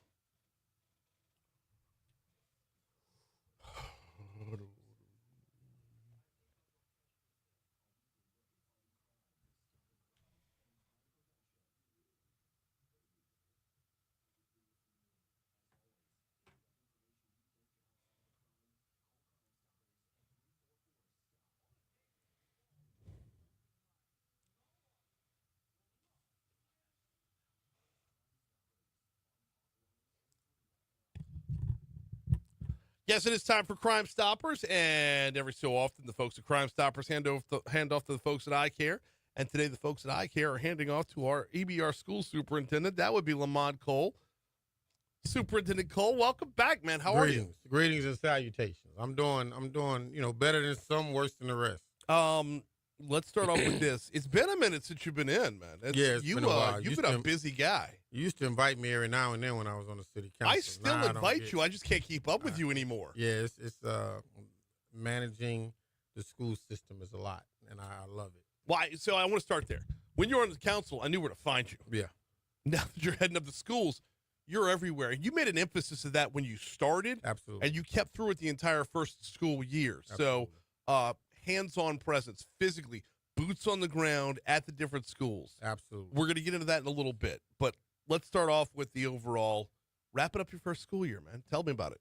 I'm really excited to be able to complete year one as a superintendent, and things ended on a positive note. I mean, from the feedback we received from families, from parents in the community, the overall feedback is positive. We still have a lot of work to do because we work with human beings, and we all make mistakes every single day.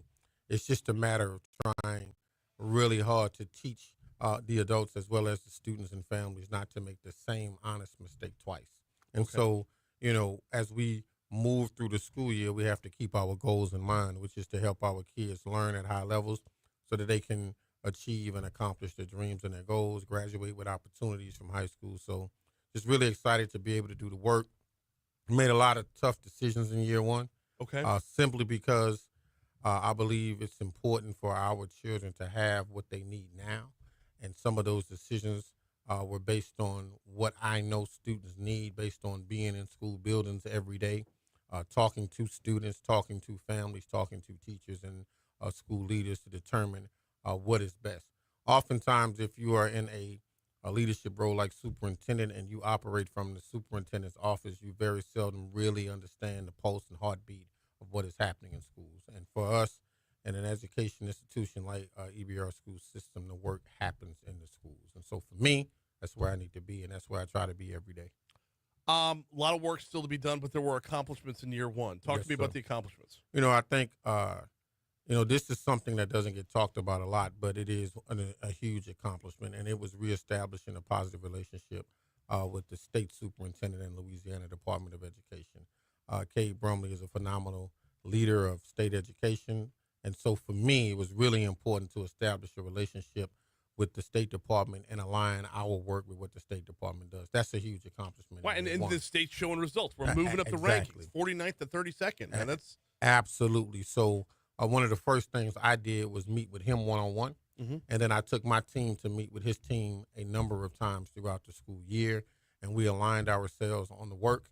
And we were able to really collaborate and do some good things in our school system around high dosage tutoring, around using high quality instructional materials in the classroom that align with state standards, and making sure we provided the appropriate professional development for our teachers around literacy, as well as our math initiative that is in alignment with the State Department of Education. So that's really a big win. I think the next big thing we did that was controversial for some, but good for others and best for our students, was the realignment plan, where we consolidated some schools and we closed some other buildings in terms of school operations, which allowed us to do some other things in terms of transitioning programming and operations that are more aligned to what the vision is and what we're trying to accomplish. We established a restructured strategic plan.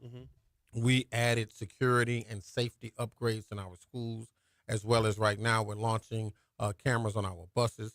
We were able to provide a tremendous amount of support for our teachers through professional development and for our school leaders. We are in the process of establishing our own teacher certification program in-house, so those who want to teach can start teaching and work to be certified within the school system. We're sincerely hoping that we make it through the next phase and we are clear to do so.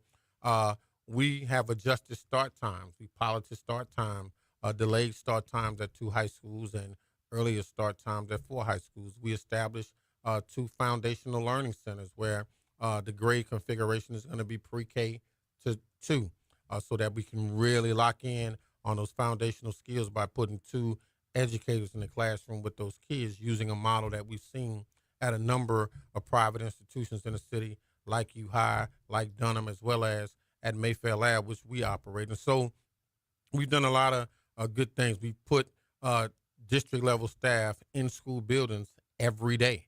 That is a new phenomenon in our school system, where I've said to district level staff, listen, the work happens at the school, the success is in the support, and we need to be in school buildings. So we were able to do that every day. Our collaboration with our school leaders, by giving them a tremendous amount of autonomy to manage what is happening at their schools, particularly those schools that are A, B, and high C schools. We've given them freedom, we've given them support, and we have allowed them to run their schools, because we recognize that oftentimes good leaders in school buildings lead to success for our students. In our DNF schools, which we do have some, we've been able to cut some of those DNF schools by consolidation, closure, as well as the right type of supports in those schools, the right type of systems. So I'm extremely proud of the work and the progress we've been able to have in year one. You know, we were able to do a lot in a short period of time, but it requires us to do a lot more because I was only given 4 years. So we got Superintendent Lamont Cole in with us. I think the message behind year one was presence and enthusiasm, right? Absolutely. Absolutely. And that takes a minute to break down walls.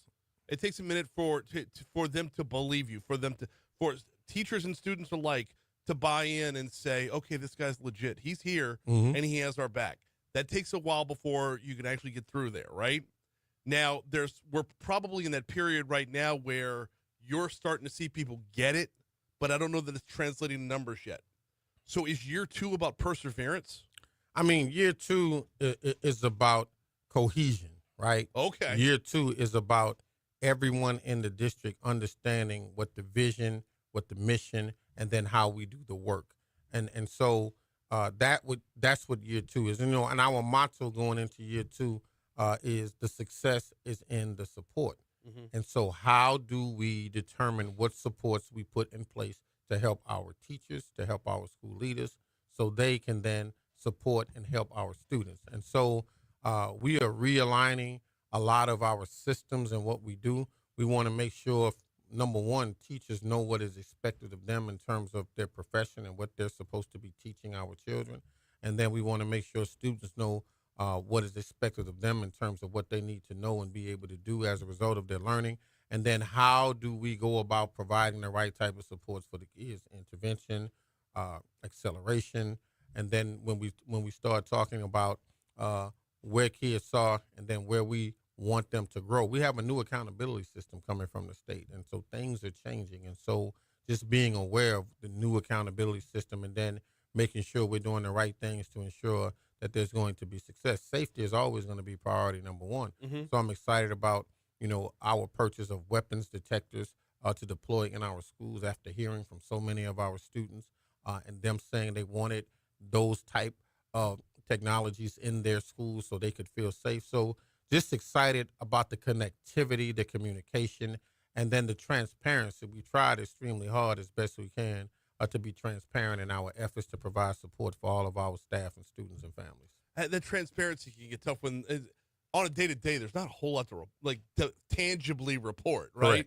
Correct. So there's a lot of updates that are just kind of a lot of updates, but again, work with humans, and humans sometimes make mistakes. Correct. And then, I tell people all the time, there's no such thing, in my opinion, as a bad student, but there are students who learn bad behaviors, and as a result, they make poor decisions at times. And then some of those decisions end up hurting others, and then some of those decisions can end up putting others in harm's way.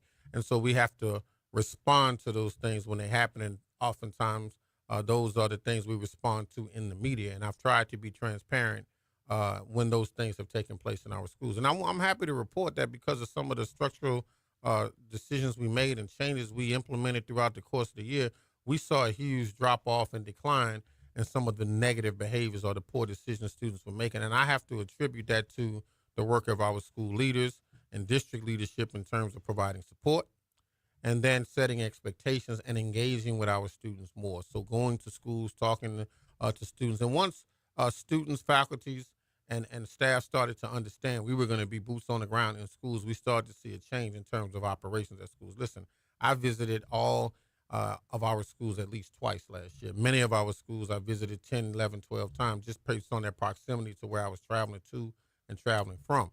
And so if I go to an interview like this one, and I'm passed by a school, I just pop in and say hello, walk around a few minutes, and keep kicking. But then other schools invited me to various different events they were having. I tried to make the events. When you start visiting schools and talking to students, they'll start to invite you to events themselves. And so I tried to go and visit with schools for various different events that students invited me to. And so, and then try to be engaged at those events, talk to kids, if requested to get on the mic and say a few words, if requested to participate in a fun activity, try to do all of those things to show the families and to show the students that, we care, we support you, we want to be part of your learning experience. And so just been really excited about our workforce development initiative. So excited about our dual enrollment, excited about the kids who were able to graduate this year from Glen Oaks High School with an associate's degree from BRCC as well as a high school diploma. An initiative that was launched by the previous administration and previous superintendent. And oftentimes superintendents come in and want to change everything. Right. But when I looked at what was taking place and what those initiatives were, I said, you know what, that's really good. And so kudos to Dr. Narcisse and kudos to the previous administration, and congratulations to those students for graduating with an associate and diploma. We got about 2 minutes left with Yes, EVR sir. School Superintendent Lamont Cole. I want to pivot over to some community partnerships here. Sure. This is, after all, the Crimestoppers segment. One of the bigger roadblocks to learning is the disruptiveness in classroom, the lack of respect from the student up to the teacher and whatnot. How do partnerships like that with Crimestoppers, how do they help along the way, and how can we better take advantage of them to make sure that the learning can happen? Absolutely. I think the partnership with Crimestoppers and our care is essential to preventing those type of behaviors from taking place. I think the key when we work with Crimestoppers, when we work with our care, and we work with our students, we try to engage them in conversations, and we try to engage them in activities to help them understand how to resolve conflict, how to be respectful in terms of how they interact with each other, which in turn turns into them being respectful in terms of how they interact with their teachers. And so it's really about prevention. It's really about understanding some of what our students are dealing with through group sessions and hearing from them. And here's the key. Working with Crimestoppers, working with our care, and then sitting down and understanding where kids are and making them feel comfortable so that they can express themselves freely opens the door for us to have very critical conversations with them around how they are supposed to interact, engage, and conduct themselves in a school setting. Oftentimes, again, kids do what they've learned.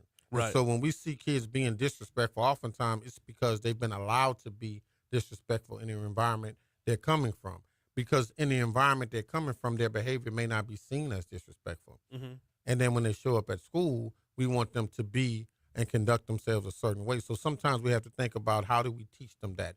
Those partnerships with Crimestoppers as well as with iCare allows us to do that in a safe space, a safe environment where they feel supported and able to be free in terms of how they express themselves. And then we can then talk about how we conduct ourselves in a more appropriate fashion that leads to positive outcomes for our students. Last one before I get you out of here.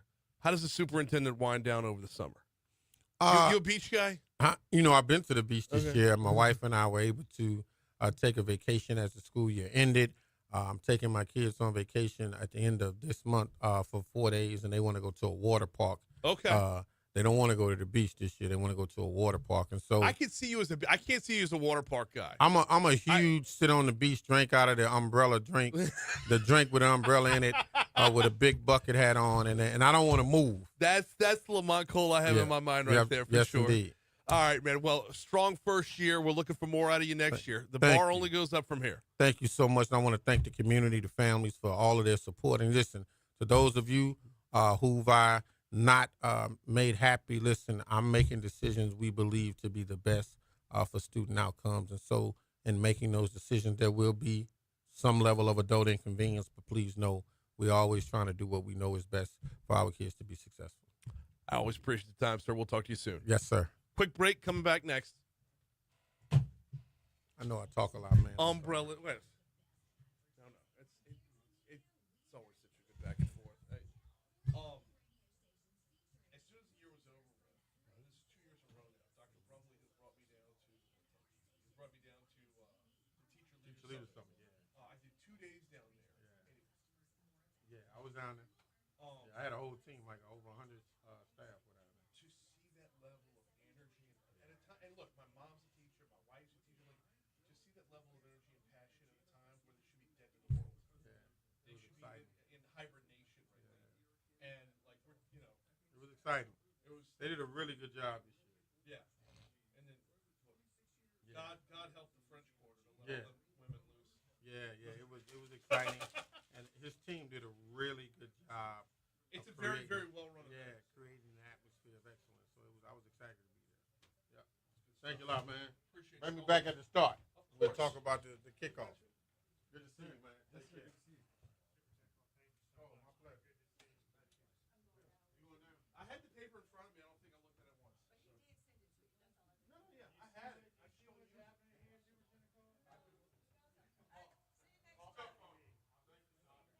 We're getting that back on to talk about the concert real soon. We're going to give away tickets and a whole bunch of other shit.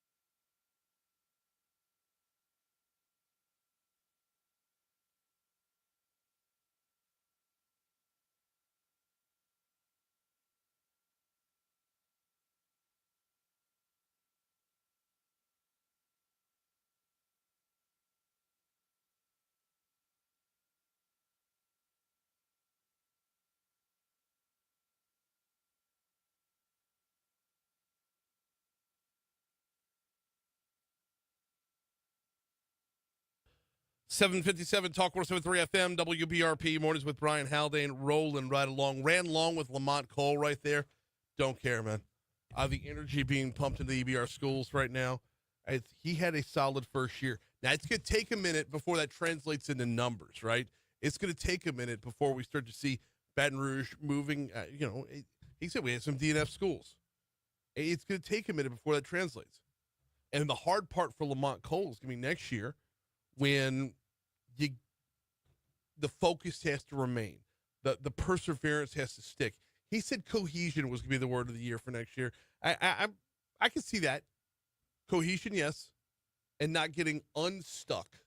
Not getting unstuck when things run, when the honeymoon's over.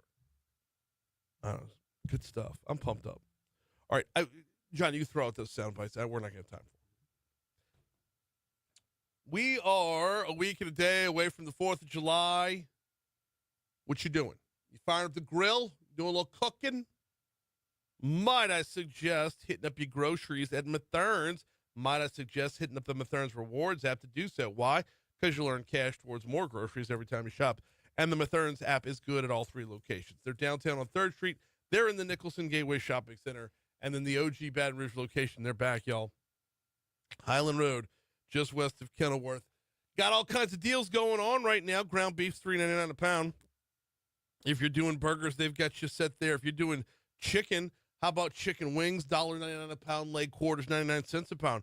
How about St. Louis-style spare ribs are right now, where'd it go? Oh, they're $2.49 a pound. Sorry, $2.99 a pound. It's the pork steaks. It's $2.49 a pound. It's all going on over at Mathern's, and if you download the Rewards app, let them scan it when you're in there. You're in cash towards more groceries every time you shop. All right, Adonica Duggan from the Baton Rouge Alliance for Students is going to join us in our next hour. Looking forward to that conversation. And Mike Manning from the Greater Baton Rouge Food Bank. He's also slated for next hour. But before we get to either of those, we're going to have This Day in History presented by 5 Star Printing and Signs right after we check news.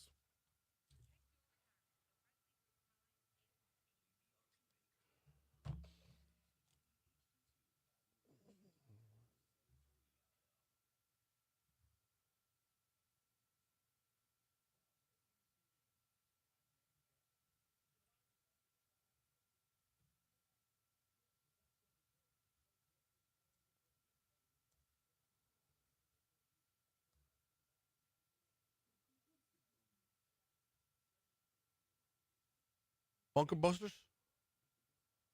Baby Billy's Bunker Busters? That's Baby Billy's Bunker Busters. Baby Billy's bunker busting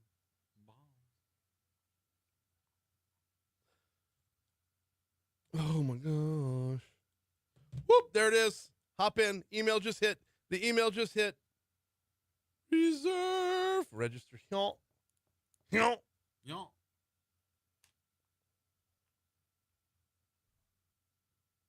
Come on now.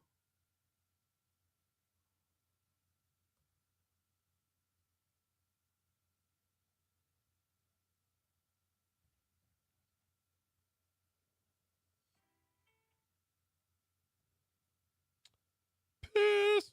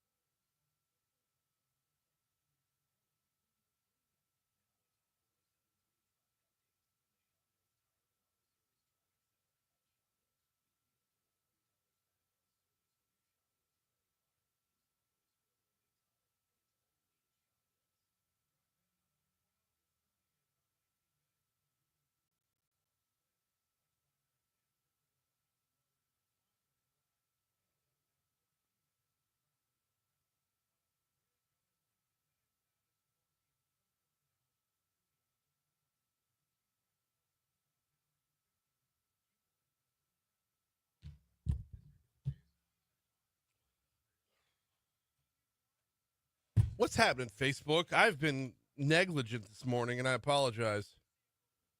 I was out late. I wasn't late last night, but I was out last night with the wife. The Table Story thing, these dinners. Check out tablestorydinners.com. It's freaking phenomenal. Sat there, met some people, and Leggett, I think was the last name. Anyway, they had a sign. So there's assigned seating. So you're sitting next to people that you don't necessarily know. You're not going to congregate with the people that oh, look, I know you. I'm going to sit by you and like not meet anybody new. So Laura Sue goes out of her way to make sure that like you're kind of paired with somebody you don't already know, which is awesome. And then they walk you through like explanations behind the food and all this other good stuff. It was fantastic. I will be in about 30 seconds. Okay. It's a call-in.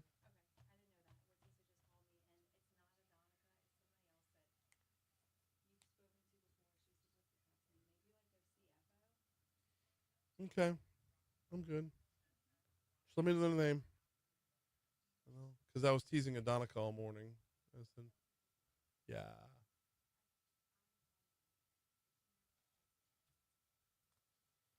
Wait. The name? Got it.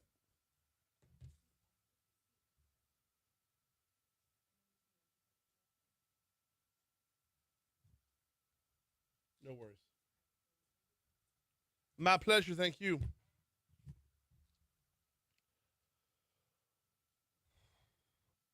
.806 Talk 107.3 FM WBRP mornings with Brian Haldane rolling right along. Brian with you, John LaBeouf producing. We got hour 3 coming your way. Busy hour this hour. We're talking with the Baton Rouge Alliance for Students in our next segment. Liz Smith gonna hop on the hotline for that segment. Talking a little bit about ABR schools from the Baton Rouge Alliance's perspective. Also talking about their Change Makers program, which is probably a little bit more important. We'll talk with Liz in our next segment. After that, we're going to speak with Mike Manning from the Greater Baton Rouge Food Bank. Looking forward to this conversation as well. The one big beautiful bill. What will be the impacts on nonprofits? Food bank's a good one to bring up right there. So we'll talk with Mike Manning before this hour is over with. Going to get you to this day in history in just a second, but I wanted to give one more shout out to Laura Sue Wynn and her husband Kenny Wynn. I got to go to an event last night. I was not out at Alec Box Stadium melting. I was not at Alec Box Stadium for the LSU celebration. I was over at Counterspace off Government for an event called Table Story, a culinary event series. This is something they do every month, and they introduce you to a different type of cuisine every time, and there's stories told, like backstory behind the cuisine, backstory behind the culture that's presenting the cuisine. Last night was Ethiopian food. John, you ever had Ethiopian food? I can't say that I have. Phenomenal. I bet. Man. It's phenomenal. It was just this bouquet of spices that like didn't bring a whole lot of heat, but definitely brought a lot of spectrum to the spices. Had a little bit of beef, a little bit of chicken. They got these hard-boiled eggs in it. It was phenomenal. And then a bunch of vegetable dishes as well. And they eat with their hands. Yeah. Did not see that one coming. I wasn't ready for that one. You weren't? No, right. wasn't ready for that one. No utensils at the table? No utensils at the table. But here's what they do. They use this bread. I think it's called injiri or injera. Yeah. I'm getting the name wrong, I know. But you use the bread as kind of a scoop. Right. Okay. Right? So you're not like eating with your hands. It's not you're dipping your hand into the food. You use the bread to grab the food. So and the bread's kind of like spongy, more like a pancake than like a piece of bread. Okay. I'm not doing it justice. It was phenomenal. So shout out to Laura Sue for bringing us out there last night, and I'm looking forward to the next time we can. All right. Every day, just about every day, I'll let you know right now, tomorrow, this day in history is going to be moved back because at this time tomorrow, we're going to have Governor Jeff Landry. But right now, we have this day in history.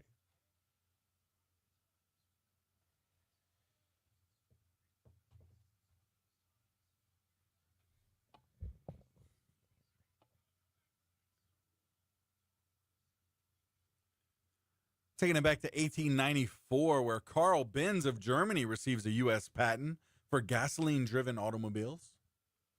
That Carl happened Benz? today. Yeah. Okay. 1917, first U.S. Oh, troops you arrived. move right along there. Carl Benz. Yeah. Is in Mercedes-Benz. Yes. Yep. Okay. So 1894. 1894, wow. And he knew that in 2025, if something went wrong with that engine that he got patented, you take it to Vex European. Hey, there you go. See? Knew that. See, don't keep moving on. That's it, man. We got it. That's it. All right. I got you. All right. 1917, first U.S. troops arrive in France during World War I. So that happened as well. Yeah. 1934, U.S. President Franklin D. Roosevelt signs Federal Credit Union Act into law establishing, well, credit unions. Okay. Let's see. The United Nations Charter is signed by 50 nations in San Francisco this day in 1945. Also, 59 here, 1959, Queen Elizabeth II and U.S. President Dwight Eisenhower opened the St. Lawrence Seaway, allowing ocean-going vessels to travel from the Atlantic Ocean to the Great Lakes of North America. All right. Good for them. This is really the Great Lakes. Yes. You ever been to the Great Lakes? No. You? One of them. Nice. Yeah. Awesome. 1963 here. This is pretty funny. U.S. President John F. Kennedy gives his famous speech. I'm not even going to try to pronounce it. Ich bin ein Berliner. Ich bin ein Berliner. There you go. Yes. Meaning I am a Berliner. Meaning we're all citizens of the world. Which awesome that he went to Berlin and not Hamburg. Yes.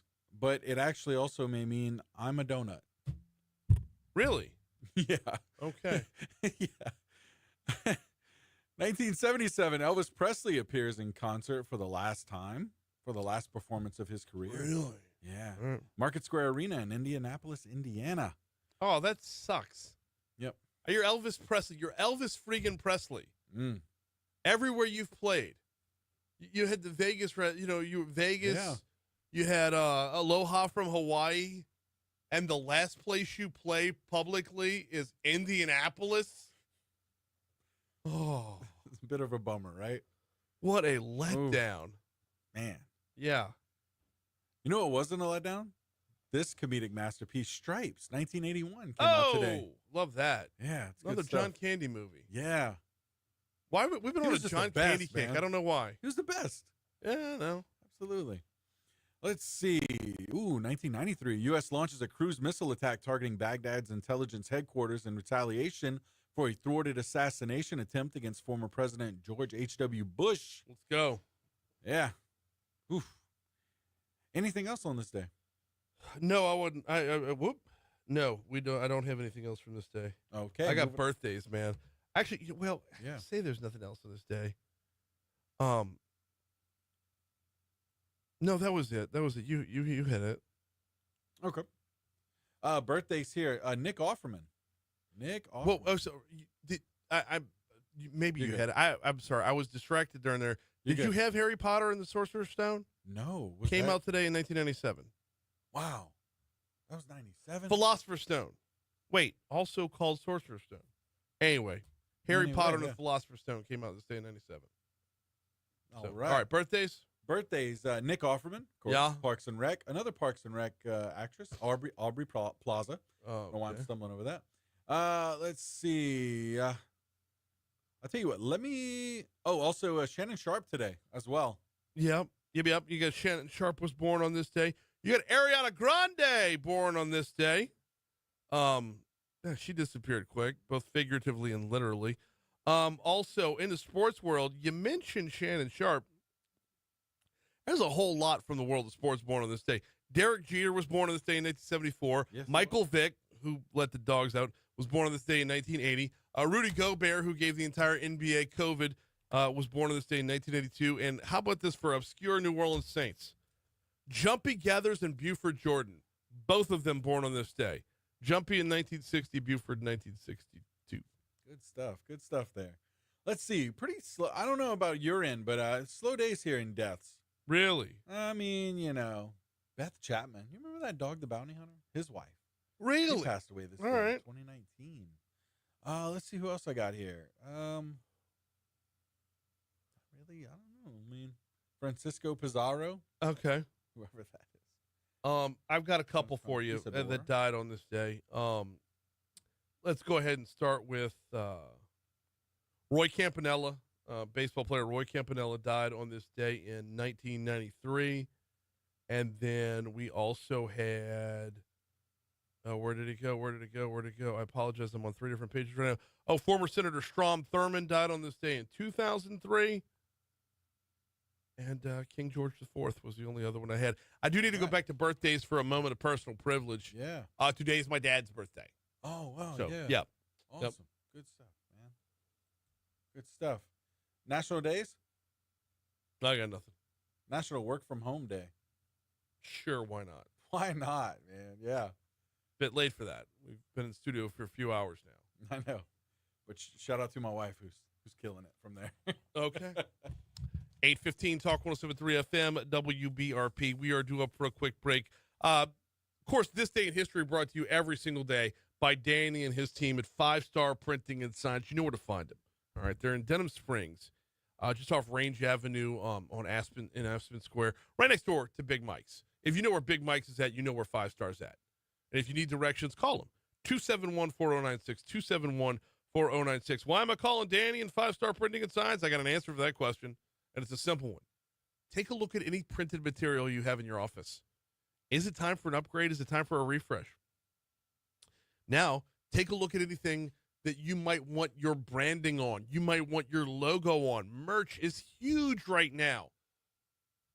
Being top of mind is unbelievably important with so much clutter out there. Having your logo in front of someone else's face is important right now. Check out printshop5.com, printshop5.com. All right, quick break. Coming back, talking with the Baton Rouge Alliance for Students next.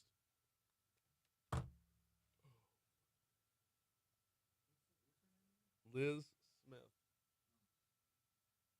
Oh! Stretch! Oh, it has been a week. I've had a song stuck in my head for 3 days now. Yeah.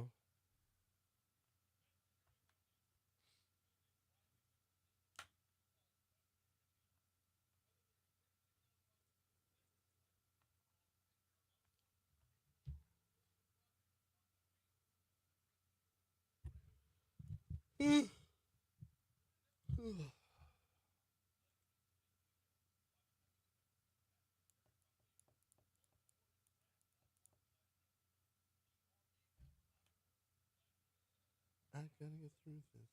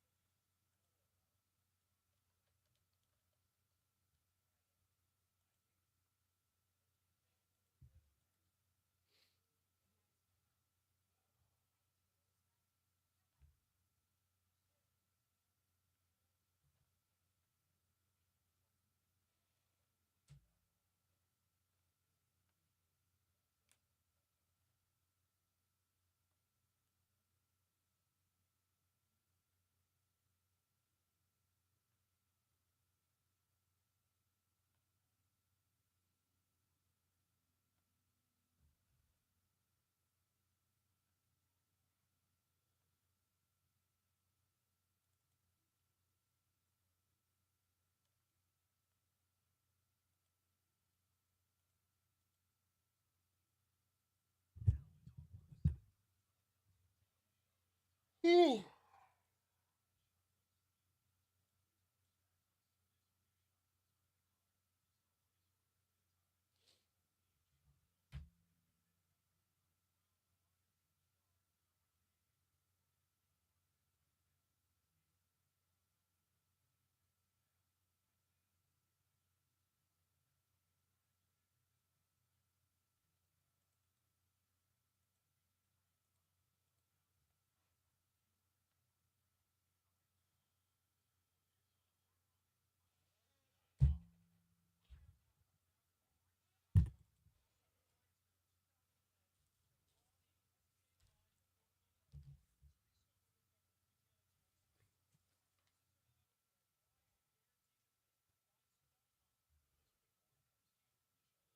So yeah, I've got an interview at 9:40 and then a podcast at 11.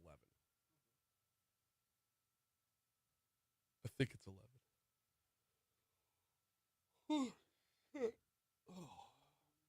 Huh?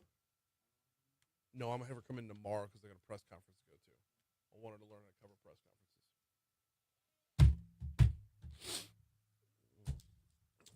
8:20. Talk 107.3 FM, WBRP. Mornings with Brian Haldane rolling right along. We ran a little bit long right there. Not to worry, we are right back on track. Time to welcome in Liz Smith from the Baton Rouge Alliance for Students. How are you this morning, Liz? I'm well, Brian. How are you? Doing very well as well. I'd say back half of the week. I think I actually have a weekend this week, which I'm excited for you. Last weekend was all about LSU baseball, right? Going Yes. to work both games over there on campus. So it's great. Fired up about the Tigers and the championship and everything, but it is nonetheless work. So seeing that in the future is a good thing. How about yourself? Doing great over here. I'm hoping that we have a little bit cooler weather. That's always my prayer this time of the year. Oh, just a little bit, right? Just a little. Not a big ask. Just to take a breath, you know? Right. We got a lot of ground to cover this morning. Do you want to start with where do you want to start this morning? I want to talk about Changemakers. It's my favorite time of the year, Changemakers application time. Changemakers is my favorite program that we do. It's a leadership development program. It's all about education. We spend 10 months with people, just one day a month, and we teach them all about education in Baton Rouge. And it is full of epiphanies. It is full of networking and bonding. And, you know, we have 175 alumni who have gone through this program. And it is just one of the most fantastic things that we are able to offer to our community. Teach them about education how? So, you know, we have a very complex education system in Baton Rouge. Anybody who's ever had to choose a school for their child knows how difficult that the decision can be, right? Not just because it feels like it's really high stakes, but because there are so many options. You have to factor in so many different parts of that decision, whether it is how close they are to your home, or if it's just, you know, straight up school quality, or if it's the size of classes, and do they have aftercare, and just there's so much that goes into it. Changemakers helps you to understand all of those things. Not only that, but it also puts them all in context. So it helps you understand how our community got to where it is and where we can go to make things better in the future. Talking with Liz Smith from the Baton Rouge Alliance for Students, diving in on Changemakers. Well, let's talk about a few of the individual experiences. Let's get a little more specific about the experiences that participants are going to get through the program. So my very favorite day, I'd say there's two. The first is the very first session. It's what we call a data deep dive. You spend a morning with us really deeply understanding the context of Baton Rouge. So we go way, way back, about 100 years, and we start talking about the things that were happening in education then that have led to where we are now. You know, we've had a lot of school boards make a lot of decisions that have been really well-intentioned that frankly have had some unintended poor consequences that we're trying to work our way out of right now. And so providing that context, I think, is something that's always really eye-opening for the Changemakers. I would also say, too, that as part of that, we go into a really deep dive into data about performance. And so, you know, if anybody out there is wondering, like, I don't know, Louisiana's got this A through F system. There are tests that they take. I'm not sure why we do it. We really shine a light on all of that. We explain what that system is. We explain what it is not. And we talk about why it's really important to be assessing students and understanding where they are. The important thing about are they on grade level or not? And we express that importance and help folks understand how to navigate that system. I'd say, you know, my second favorite session is we get out of town. We get everybody on an airplane and we take them to another city and we show them that the problems that we have in Baton Rouge are actually not unique to Baton Rouge. Everybody in every city we've ever taken them to goes, oh my gosh, we could be back home right now for the story that they're telling us. And then we talk with them about the ways that those cities are solving these same challenges and attacking those same challenges. And so people come back fired up and ready to make changes here at home. We're talking with Liz Smith from the Baton Rouge Alliance for Students, talking a little bit about Changemakers this morning. What do you look for in a Changemaker? What kind of qualities does a person need to fit this category? We look for people who are passionate. We look for people who really care about kids. And we look for people who really care about Baton Rouge. I mean, those are really the things. You don't have to have a specific background. We've got folks who have graduated from the Changemakers program who span the gamut of, they're CEOs of corporations, they work for nonprofit organizations. Very few of them are educators, but some. We have folks who are in elected office. I mean, really just all over the place in every industry, in every corner of Baton Rouge. You don't have to be a parent.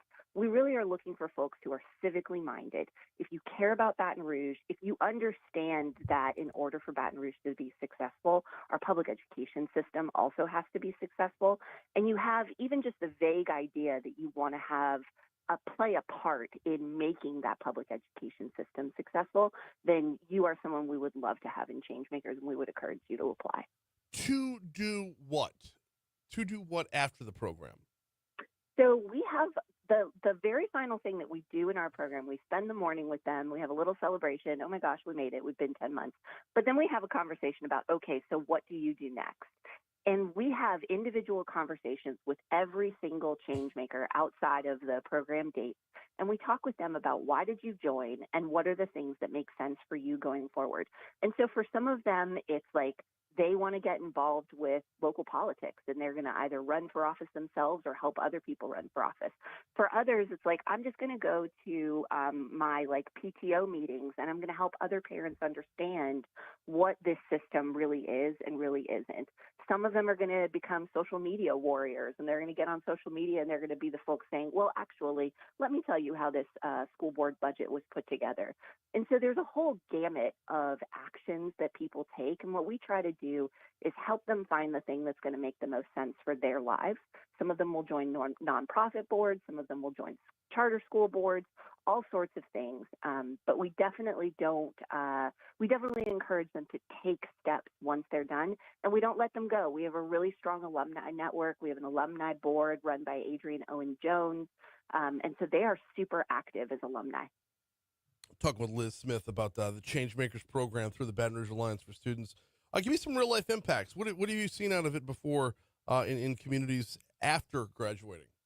Well, let me tell you one of the things that's really exciting. Like right now, the school board is putting together their budget for next year, and I could talk about that on end, but I won't. It's been exciting to see.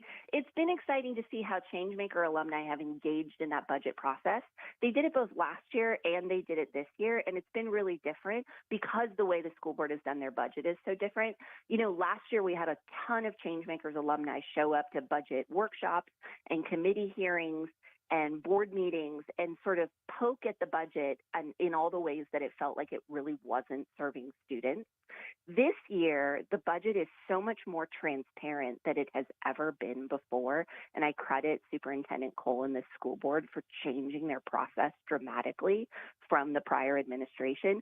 And so this year, what we've done instead is the Changemakers alumni have really dug into how exciting that process is. They've been super supportive of all the materials that have been put out. They've participated in the focus groups that the superintendent and the school board did to gather stakeholder feedback and help to shape things in that way. So they show up. They show up and they represent their communities and the children who live in their communities, asking for the things that they feel like are going to make education better. Are there guidelines from the Baton Rouge Alliance for Students when getting involved like that? Like, do y'all tell them this is what you need to be on the lookout for when just the breaking down the budget part of this, right? Or is it just you trust those who are involved? So we don't give them guidelines, but we do give them a policy briefing. Okay. So we help them understand, what's all the compliance stuff around the budget? What are the things you should be looking for? We tell them about the things that we care about, right? We do that, but we don't expect them to go out and parrot what we have to say. We know that these are smart, engaged people who care about their communities, and so we give them as much support as they need. And then, they go out and they advocate on their own. They are not representatives of us, but they are informed by the time that they've spent with us. We're kind of a pivotal time, specifically here in Baton Rouge right now when it comes to education. We're seeing results statewide. Moving up the rankings, if you will. 49th all the way up to 32nd is where we're at right now. Talk to me a little bit. Liz, we've got literally 1 minute left. So give me the quick elevator pitch on why Changemakers is important to Baton Rouge right now. So the only way that Baton Rouge is going to reach its potential is if its public education system is absolutely thriving. And so we've got to get more people involved and understanding how they can help and actually providing that help. The application is open now. It's on our website, bralliance.org, and it's going to close on August 1st. bralliance.org. It closes on August 1st. The program runs for 10 months. It is a phenomenal program, to say the least. She is Liz Smith with the Baton Rouge Alliance for Students. Thank you so much for hopping on board today. My pleasure, Brian. Bye-bye. Bye. Thank you so much. We've got news, traffic, weather. We're going to talk with Mike Manning from the Greater Baton Rouge Food Bank after this. Before we get you to that news update, got to remind you, as always, we are live on Facebook every day. We're live on YouTube every day. And that coverage is presented by the folks over at Lake Urgent Care. Lake Urgent Care are going to be joining us tomorrow morning with another update. It's been a fantastic partnership with them between the on-air updates and, of course, bringing you the coverage over on social media. It's Lake Urgent Care. I've got to walk around for a minute. I just got hit with the tires.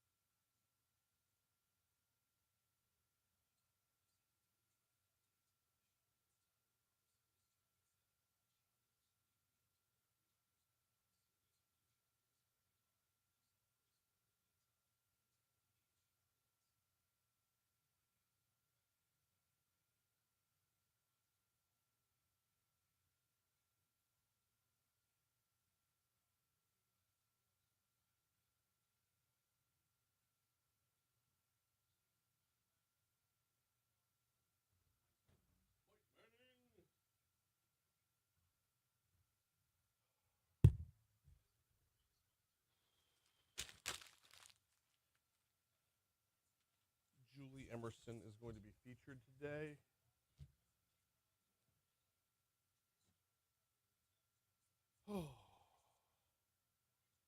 Man, I don't know. I just got slapped with the tired right there, man.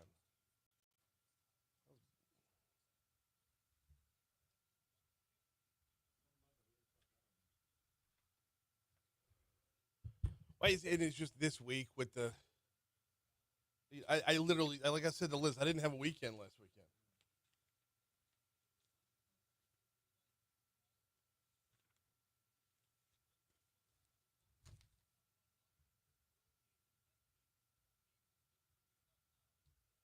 My buddy Clint texted and he said, killing it on the bumper music.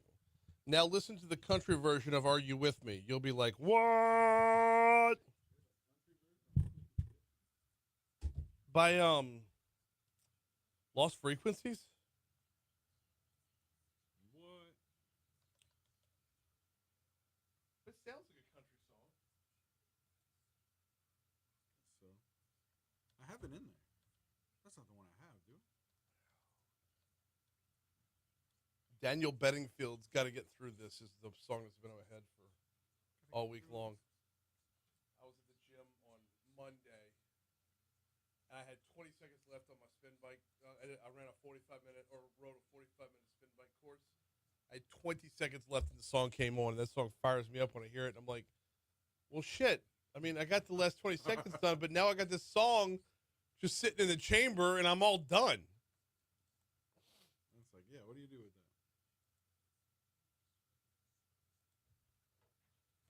Yeah, that's the one I have. Lost Frequencies. That's the one I have. Yeah.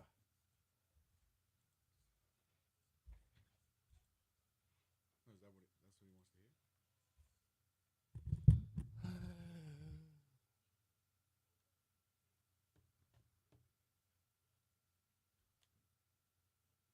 Gotta get through it. Yep. Gotta get through it. And I had no idea that song was by a dude. Yeah. It sounds like a woman. Yeah. It's like that song Teenage Dirtbag. It's a dude singing.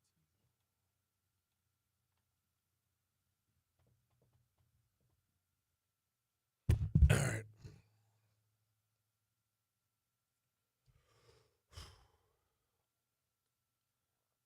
Here's what we got going on today. It's going to be another hot one, y'all. High getting up to 94. Your heat index probably going to be about 105, 106 before it's all said and done. There's a 20% chance of rain today, although it's kind of hard to narrow down exactly when or where that's going to happen, as we're looking at mostly sunny skies throughout most of Baton Rouge for the day. But you know how it goes in the summertime. You get those pop-up monsoons every here and there. 60% chance of rain in the forecast with a high of 93. 55% chance of rain in the forecast on Saturday with a high of 93. Your high on Sunday, only 89 degrees, as there is more rain in the forecast there, and kind of rinse repeat for Monday, back up to the mid-90s by Tuesday. Right now, we are looking at sunny skies, and it's 82 degrees in downtown Baton Rouge.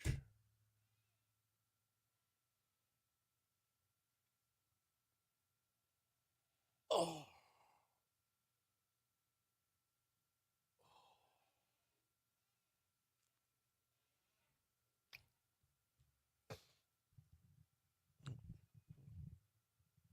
838 Talk 107.3 FM WBRP. Mornings with Brian Haldane, rolling right along.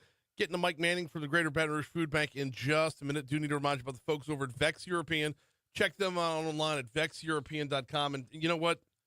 Jaguar owners specifically. If you own a Jaguar, you need Vex European right now more than you've ever needed them before. Why? Well, if you used to take your Jaguar into the dealership for maintenance, you can't do that anymore.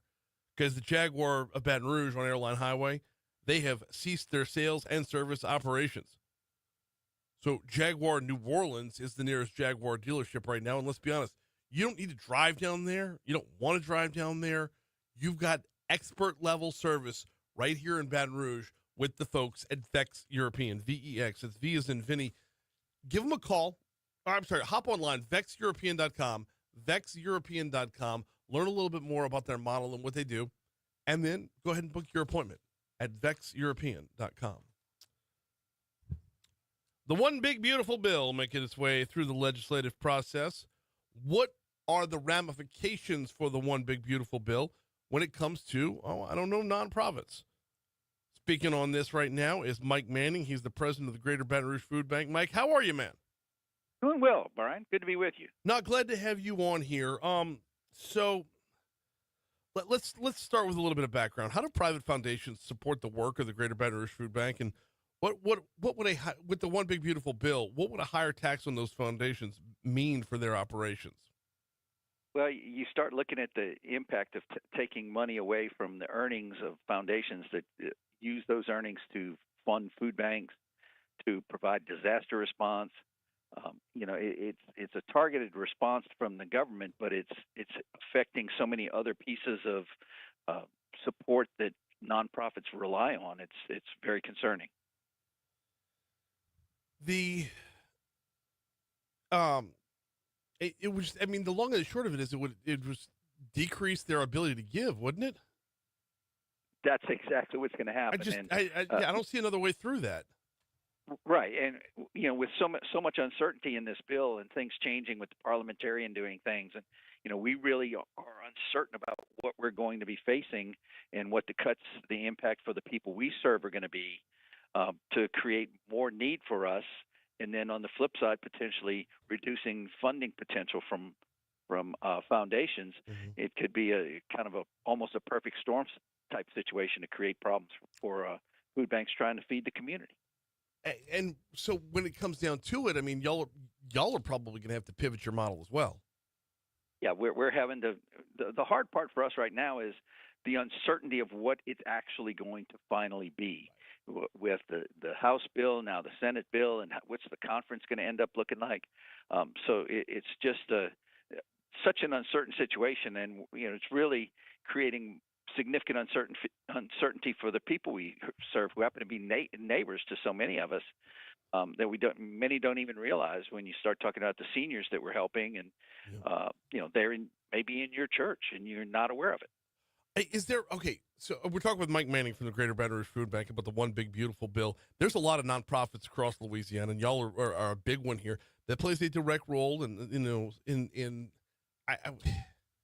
I don't want to call it a public service, but it is a public service, and it is absolutely essential as well. So how do y'all fit into the bigger picture here to make sure that your level of service doesn't drop off?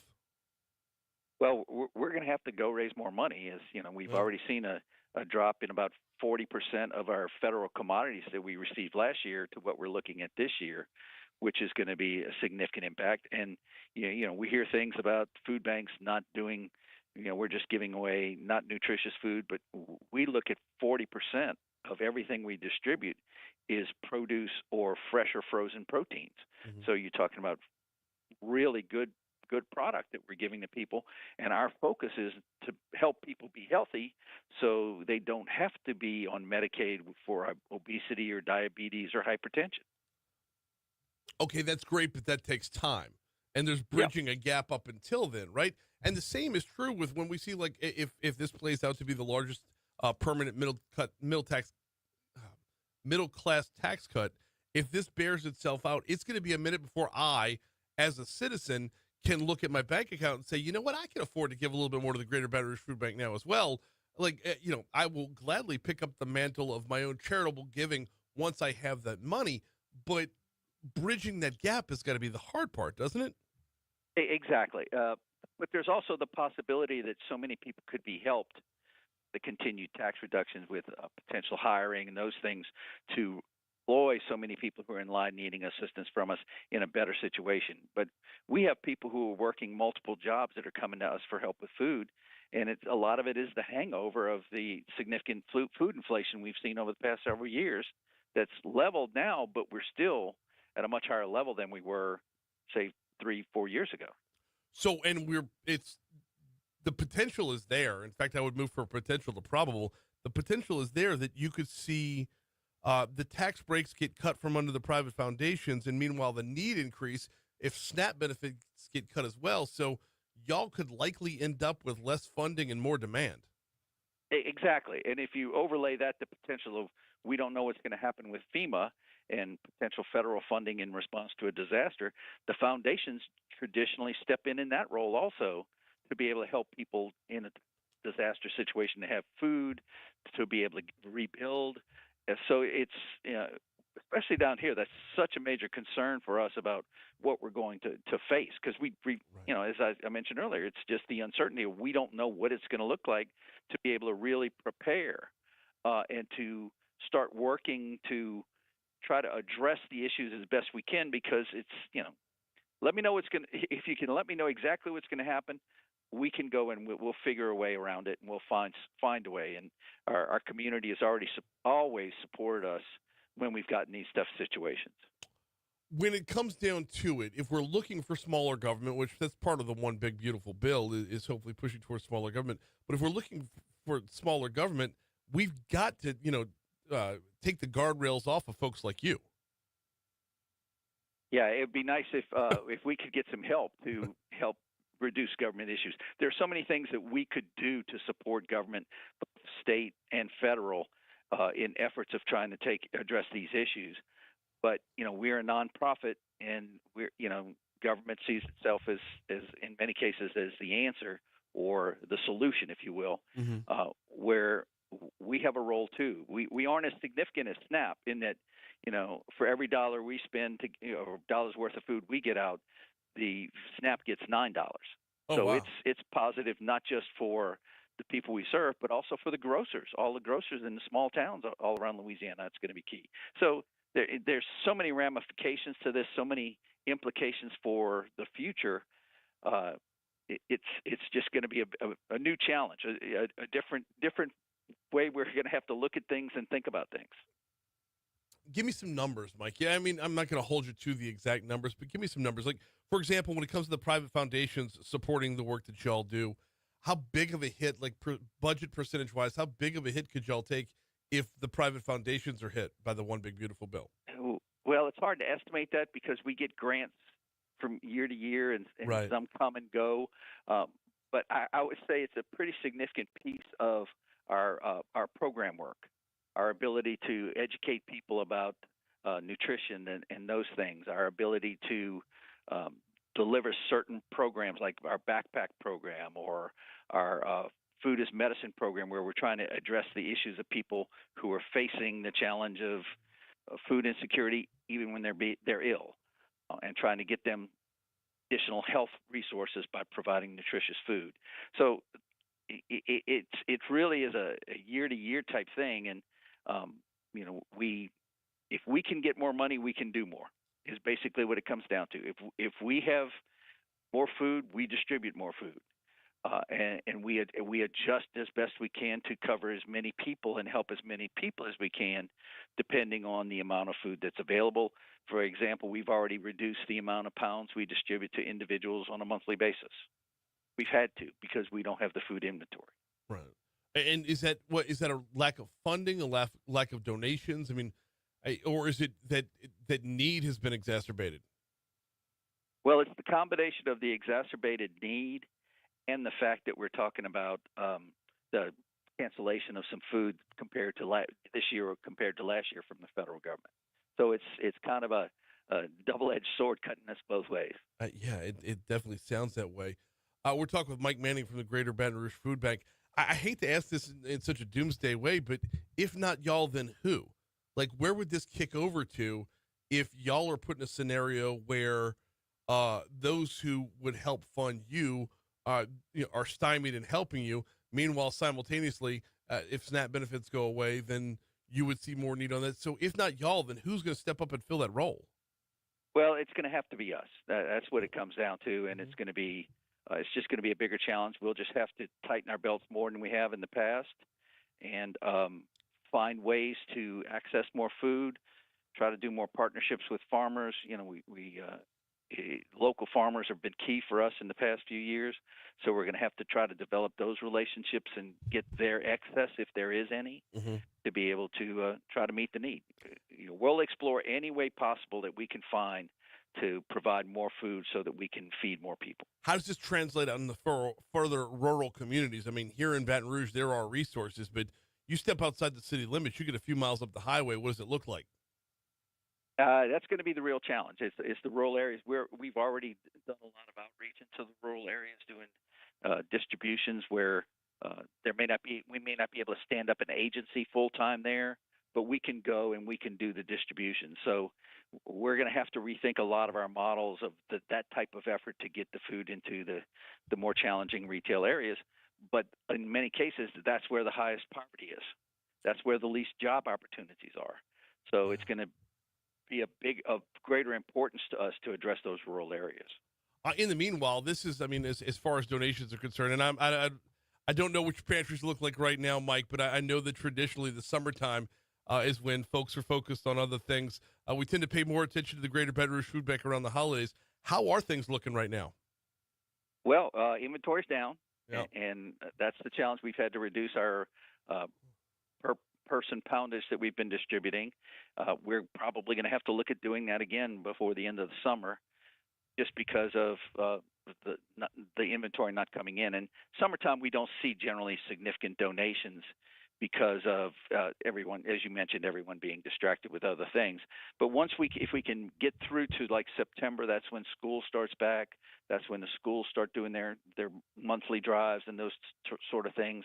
And we start that thought process toward the holidays, when people really start appreciating how thankful they are for their situation and look to those who are less fortunate. So, I've been doing this for 21 years, and the food bank's been here for 40.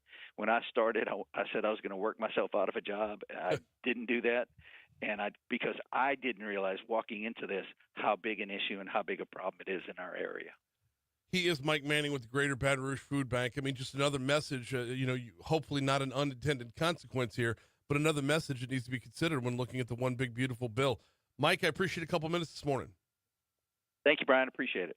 Likewise. Quick break, and we're coming back next. That's not it. Kill the tone. Kill the tone. There you go. Hit the break. The Your Money Now spot was a beep. All right.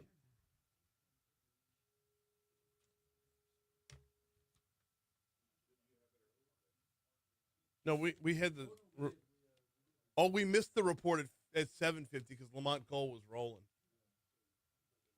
It could have we had the report at 6:50. Yes.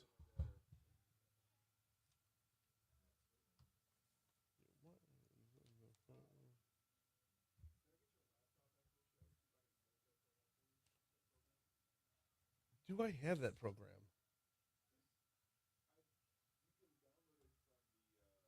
I downloaded.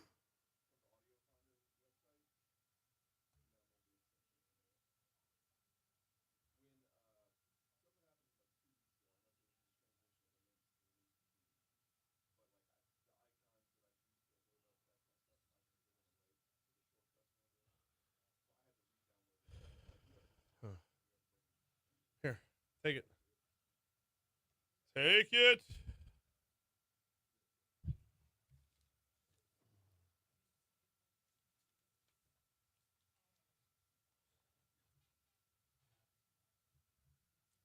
You want to do balloons here as the outside in? All right.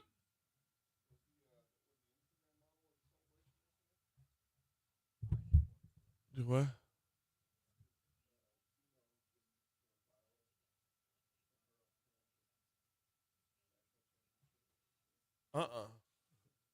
Are you talking about Livy Dunn?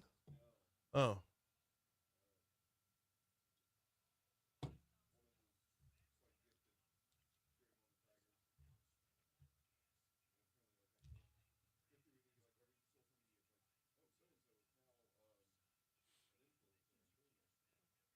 No, the only one I've been hearing about going viral from the College World Series, that dickhead with the Mardi Gras beads. I don't even know that guy. He might be the nicest guy in the world. Do I?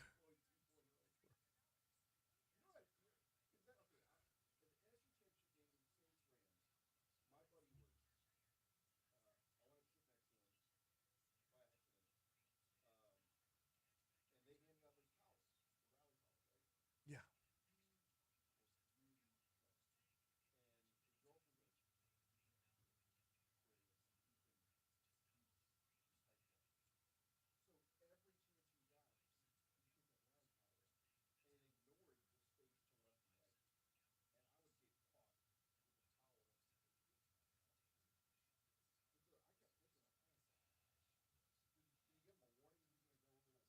Yeah. I got the 48-inch pearls. I got the 48 inches over here. Yeah. What's your radius over here?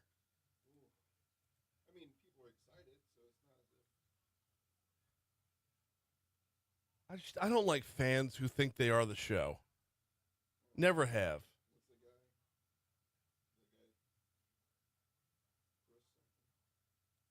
Oh, Gilead? Yeah.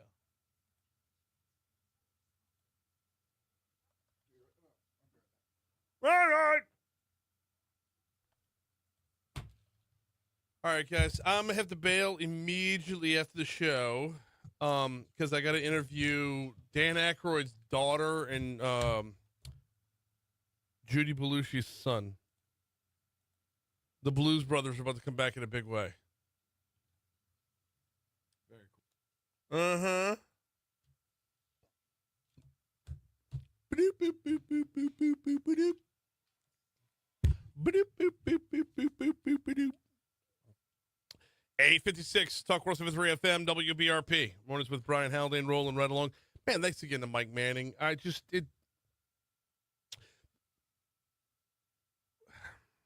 I put this succinctly? Because we still have to get to the outside in, and I got to tell you about Breck. As a conservative, and traditionally conservatives have believed this, I'm a fan of smaller legislation. Not just smaller government, but if you could give me single item legislation. If I vote for this, then I get this.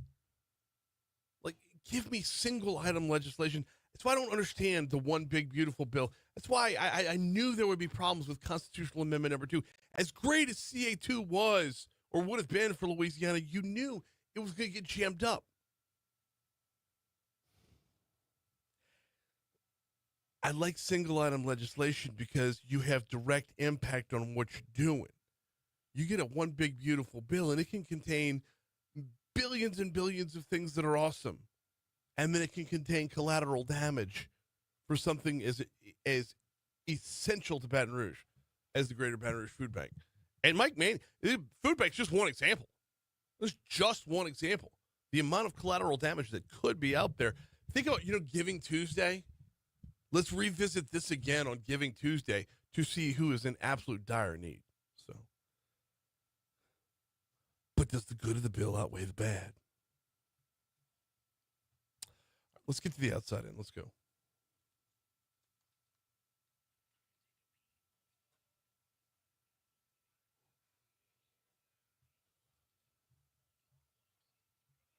Today's outside in takes us down to Jefferson Parish and Harahan. That's the home of Big John Ilg. Big John Ilg, representative from Harahan.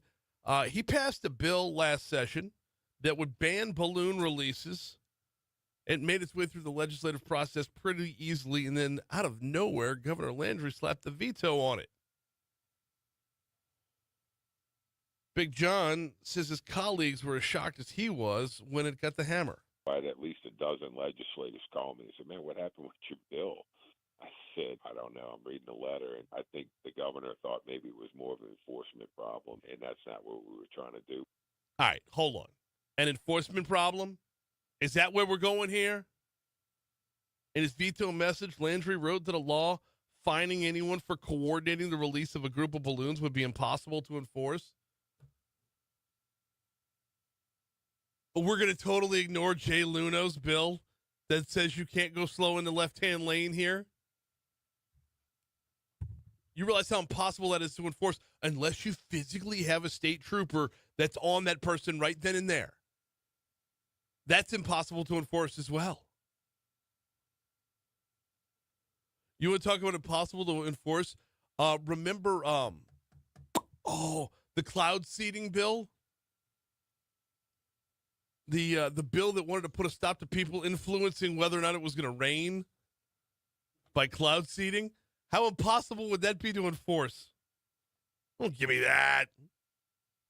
Elk said people testified in favor of the bill, saying balloons that went up in the air, eventually come down, ended up in waterways, harming marine wildlife. We had people that are conservationists talking about waterways and balloons that got into the waterways and caught in propellers and caused issues with some of the waterfowl. Or could just land in a field and get eaten up by the cows. The fact that they told me that livestock eat these things, it causes digestive problems, intestinal distress, I had no idea. Unreal. I got the veto hammer anyway. Hey, speaking of Governor Landry, he'll be on with us tomorrow morning, 8:05. We're out of here. Moon's next. All right, guys, I got to scooch.